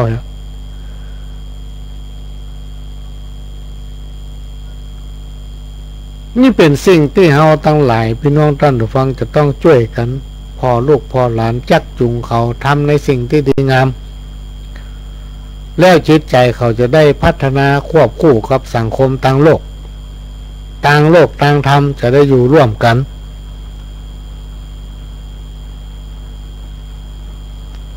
อันนี้ก็มาฝากไว้พี่น้องท่านผู้ฟังมาฝากไว้เนอะกับพี่น้องท่านผู้ฟังทั้งหลายช่วยกันดูแลรักษาหีบห้อยประเพณีโดยสภาวัฒนธรรมนี่ท่านอาจารย์วันลบนามวงคมนี่เป็นรองประธานสภาวัฒนธรรมจังหวัดเชียงใหม่ก็ขอฝากไว้อันไหนมันเป็นหีบห้อยที่เฮาหู้เฮาหันเฮาปฏิบัติสืบตามกันมาฮือยันตัวนี้จะไปคิดว่ามันต้องเปลี่ยนแปลงปรับปรุงไป เอาความคิดใหม่ๆเข้ามาเปลี่ยนมันก็เลยกลายเป็นโลภโภเพไปเพราะนั้นสังคมในยุคปัจจุบันนี่มักจะมีเหตุการณ์เกิดขึ้นเรื่อยๆพี่น้องท่านฟังบุตรอันนั้นอันนี้พ่ออย่างพ่อคนหู้แต่ละคนนี่ก็ว่ากูหู้ว่ากูแน่ทำตามใจกูให้ประตกประเสี่ยงมันยอมเอามาผสมจุ่มลุ่มกันบางคนมีอย่างเจ็ดดีเก็บไว้ในอกในใจเหรอมาเอามาอู้กุยข้านปากขี้ข้านหันก็เลยกลายเป็นโลภโภเพ ความจริงเป็นสิ่งบัตายหน้าดิดการนั้นมาแล้วถ้านานมาแล้วเป็นกรรมไทยเนาะแต่ว่านี้ท่านประจวบกันที่บอกว่าเขาเป็นคนเมืองต้องโอ้กำเมืองนะผมเป็นคนลำปางนี่ผมยังโอ้ลำปางเลยนะเห็นไหม ในอดีตเทศกาลเมินมาแล้วหลายพันปีพระเจ้ากรุงปราณสีเสด็จประพาสป่าเอวป่าพระองค์ทรงโปรดปรานดอกไม้และผลละหมากรากไม้เป็นอย่างมากในขณะนั้นพระองค์ทรงเพลิดเพลินอยู่กับความสวยงามของธรรมชาติได้เสด็จพระราชดำเนินไปเรื่อยๆจนเข้าป่าลึกโดยไม่มีบริวารติดตามมาเลยพระราชาหลงป่าบ่สามารถกลับบ้านกลับเมืองหลงเข้าป่าลึกไปเรื่อยๆด้วยความอ่อนเพลียและมืดค่ำจึงนั่งพักที่ต้นไม้ใหญ่แห่งนั้นสะดุ้งตื่นฟ้าสางพอดีพระองค์ก็ได้มุ่งหน้าเดินทางไปด้านหน้าเรื่อยๆบูนไปเลาะไปตามเขา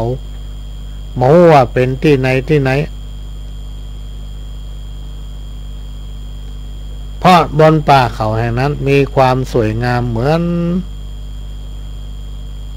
มีคนปฏิบัติเอาใจใส่มีต้นไม้งามเรียงรายกันเป็นเส้นเป็นสายขณะที่พระองค์ทรงเดินอยู่นั้นได้ยินเสียงคนห้องเพลงซึ่งเป็นเสียงไพเราะของหญิงนางหนึ่ง ระเจ้ากรุงปาราณสีก็เดินไปเรื่อยๆจนถึงใกล้ถึงตัวคนห้องเพลงทอดพระเนตรหันนางเก็บฟืนก็ห้องเพลงไปตุยซอกเก็บหลัวเนาะห้องเพลงไปตุยพระเจ้ากรุงปาราณสี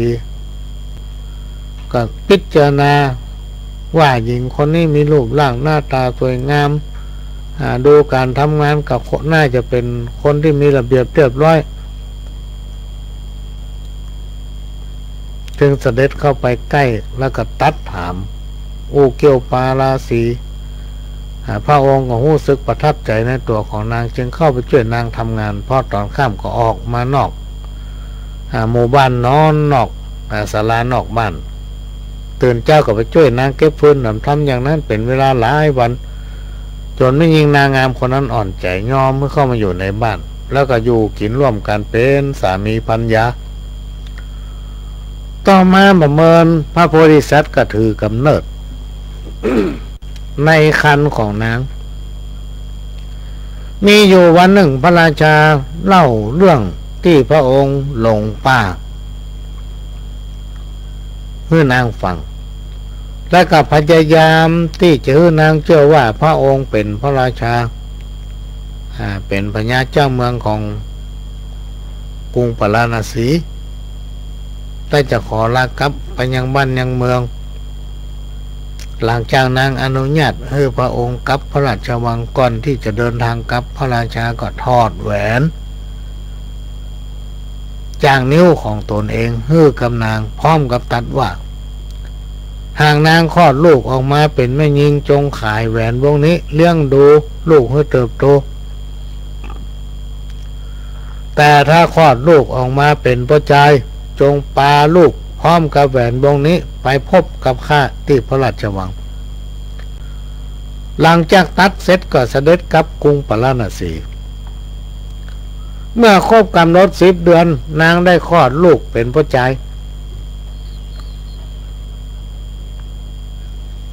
แต่นางบักกล้าปาไปเมืองปาราณสีตามที่พระราชาได้สัญญาไว้ในเวลาผ่านมาหลายปีเด็กน้อยก็เริ่มโตขึ้นเรื่อยๆเล่นกับเปื่อนก็จะถูกล้อเลียนว่าไอ้ลูกมีพ่อลูกของตนเองก็ให้มาถึงวัน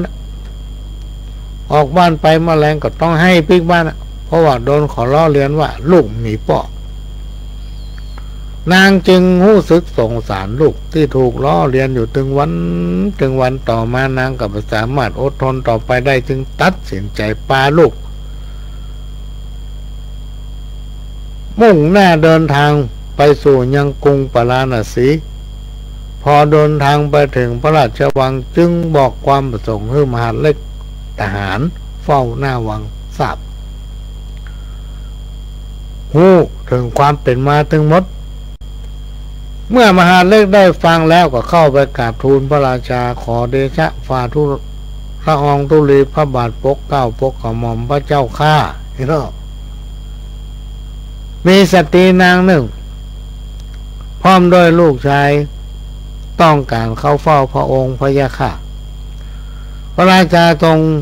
รับสั่งให้นำ2 แม่ลูกเข้าเฝ้านางถวายบังคมแล้วก็กราบทูลว่าข้าพระองค์เด็กคนนี้เป็นโอรสของพระองค์พระราชาทรงทราบจุดเต็มพระทัยแต่เพราะความละอายเนื่องจากอยู่ต่อหน้าเหล่ามุขะมนตรีและข้าราชบริพารขาบดีปอกก้าอยู่ในห้องโถงพระโรงเต็มไปหมดถึงตัดว่าเด็กคนนี้ใจลูกของเขานางจึงนำเอาแหวน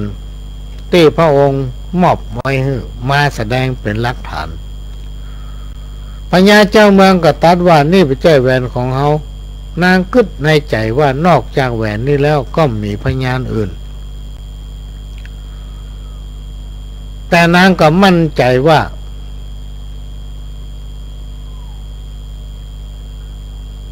และมีความเชื่อว่าความจริงเป็นสิ่งบัดตายอำนาจ แห่งสัจจะวาจาย่อมมีอยู่เมื่อขึ้นได้ดังนั้นนางก็กราบทูลพระราชาว่าหากม่อมสันโยนพระโอรสของพระองค์คนนี้ขึ้นไปบนอากาศถ้าเขาเป็นพระโอรสของพระองค์ก็ขอให้ลอยอยู่บนกลางอากาศถ้าบ่ใจก็ขอให้ตกลงมาตายพอนางกล่าวจบก็จับเท้าตีนของลูกชายนี่เวียงขึ้นไปบนอากาศ ขณะที่ร่างของพระโอรสลอยและลิ้วอยู่กลางอากาศนั้นเด็กน้อยก็นั่งคัดสมาธิ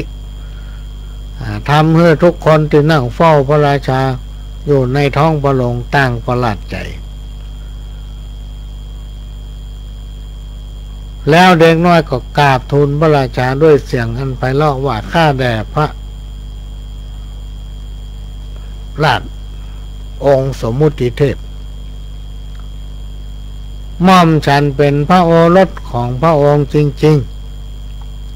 ๆและก็กราบทูลต่อว่าพระองค์ได้ทรงซุบเลี้ยงคนอื่นๆมากมายแม้นว่าเขาเหล่านั้นบ่ได้เป็นญาติของพระองค์เขาไม่ได้เป็นเชื้อพระวงศ์ของพระองค์เลยแม้แต่จ้างม้าวัวควายสัตว์ทั้งหลายพระองค์ก็ยังจุบเลี้ยงม่อมฉันซึ่งเป็นพระโอรสของพระองค์แต่เหตุไฉนพระองค์ทรงพระกรุณาต่อม่อมฉันและแม่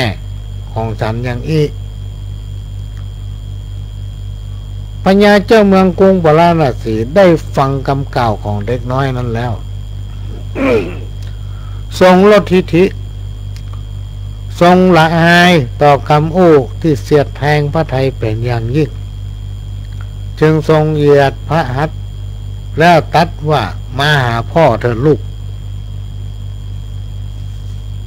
พ่อจะจุบเลี้ยง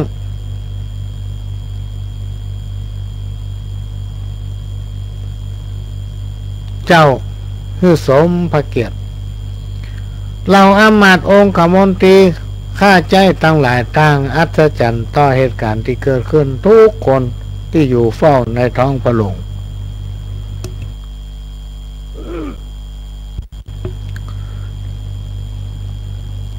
ต่างกับปากันเหยียดมือขึ้นพร้อมกล่าวว่ากรุณาโดดลงที่ฝ่ามือของหม่อมฉันเด็กน้อยตัดสินใจกระโดดลงที่พระหัตถ์ของพระราชาแล้วนั่งบนพระเพลาของพระองค์บนไหล่ของพระองค์พระราชาทรงประกาศก้องในท้องพระโรงว่าเด็กน้อยคนนี้เป็นพระโอรสของเขาและมารดาของเขาก็เป็นอัครมเหสีของเขาเหล่าข้าทาสบริพารเสนาอามาตย์ต่างก็มีความปิติยินดีสาธุการกันตัวหน้าหลายปีต่อมาพระราชาหรือว่าพญาเจ้าเมืองกรุงพาราณสีก็ได้สวรรคตพระราชโอรสก็ได้รับสถาปนาเป็นพญาเจ้าเมืองพระองค์ก็เป็นผู้ที่มีความสามารถมีความเฉลียวฉลาดทรงปกครองบ้านเมืองโดยธรรมข้าราชบริพารอยู่เย็นเป็นสุขทั่วแผ่นดินจนเสี่ยงอายุไขอันนี้ก็เป็นเรื่องที่นำมาเล่าอู้สู่กันฟังว่าความจริงนี่จริงนั่นบ่ปนแล้วก็ความจริงเป็นสิ่งบัดตายพี่น้องท่านผู้ฟัง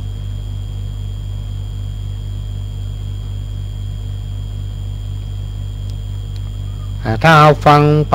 ปแล้วก็คิดตัวน่ะพี่น้องท่านผู้ฟังมันก็จะทำเมื่อเฮานั้นนำปรับมาใช้กับชีวิตประจำวันของเฮาได้ก็ตามคำขอมีคนขอมาเนาะมันจังอย่างใดตะกี้ก็เอาตู้จก13กันหลวงพ่อครูบาอาจารย์เปิ้นให้ฟังละ แต่ว่ามีท่านผู้หนึ่งขอฟังเพลงว่ะต้องขอสุมาอาจารย์ครูบาอาจารย์ตัวเนอะจะเพราะว่ากำเดียวก็จะจบละยังประมาณ10 นาทีก็จะฝากเพลงให้เพื่อนเนี่ยเพลงขอมาติ๊ก2-3เตื้อ อ้าวก็ขอเชิญครับฟังเพลงอย่างก็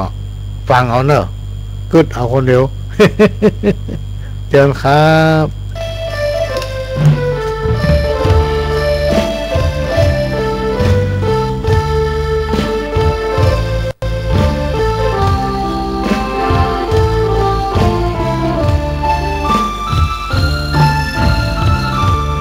จากบ้านนั้นไป5 6 ปีมาเยือนคนนี้ด้วยความคิดถึงพี่นอนพบเธอทุกวันเคยได้ช่วยกันเก็บหัวในบึงเคยนั่งรำพึงรำพันรักใต้ร่มโพเราเคยเล่นน้ำในลำพะโลไอเรยบองเก็บดอกสะโนลุยน้ำลุยโคลนน้ำบัวจำได้ติดตาแต่เล็กจนโตแทบร้องไห้โอใจหายเสียดายขาดาได้ข่าวว่าสาวไปบวชเป็นชีสูญเสียความดีที่น้องเมื่อนาผู้มานสังคมหลอกหายรอทางให้กลับมาอยากไปเยี่ยมไปหากลัวเอาน้ำตาไปบวชแม่ชีแม่ชีอยู่ดีเธอได้ลอยโมทนาผู้มาแก่นี้เจะเป็นพระธรรมชี้ทำเป็นธรรมจะเป็นสว่างสิ้นเวรกันทีลาแล้วแม่ชีชาตินี้โมทนา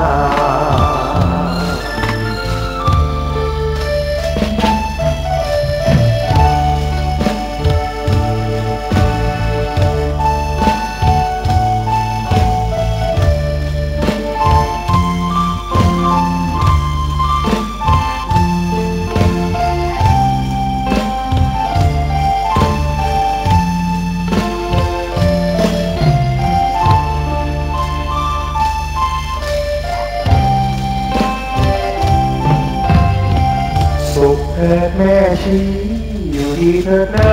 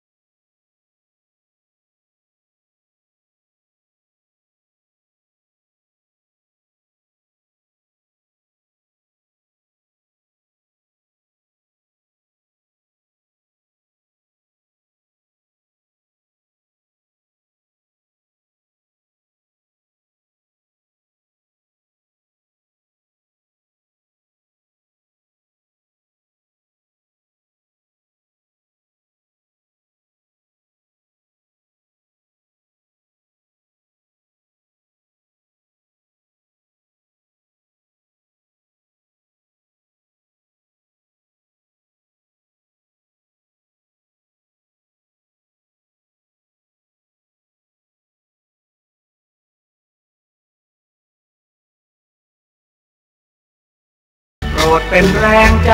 อย่างนี้เรื่อยไป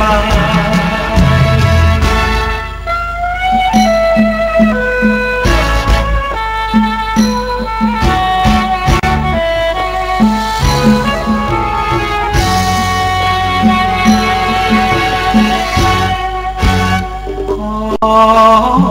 อยู่คู่แฟนเพลงไม่เคยคิดว่าเก่งหรือดังกว่าใครใครเพราะคนผู้ฟังเท่านั้นยิ่งใหญ่ให้เป็นแรงใจให้ผมดังมา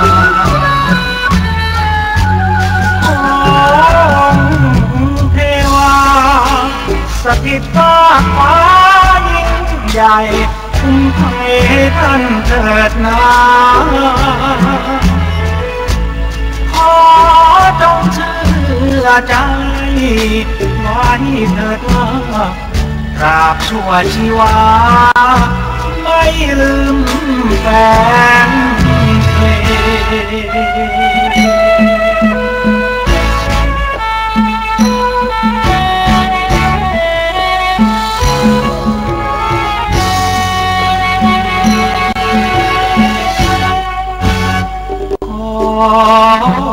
อยู่เพลงบัดตันจบพี่น้องท่านผู้ฟังเวลาหมดพอดี พวกเราก็จะขอนำรายการนี้จากพี่น้องท่านผู้ฟังไปก่อนขอให้พี่น้องท่านผู้ฟังทุกคนทุกท่านนอนรับฝันดีมากันคู่คนขอสวัสดีครับแฟนเพลงไม่เคยคิดว่าเก่งหรือดังกว่าใครเพราะคุณผู้ฟังเท่านั้นยิ่งใหญ่ที่เป็นแรงใจให้ผมดังมาโอ้เทวาสถิตฟ้าฟ้ายิ่งใหญ่ให้ท่านเถิดนา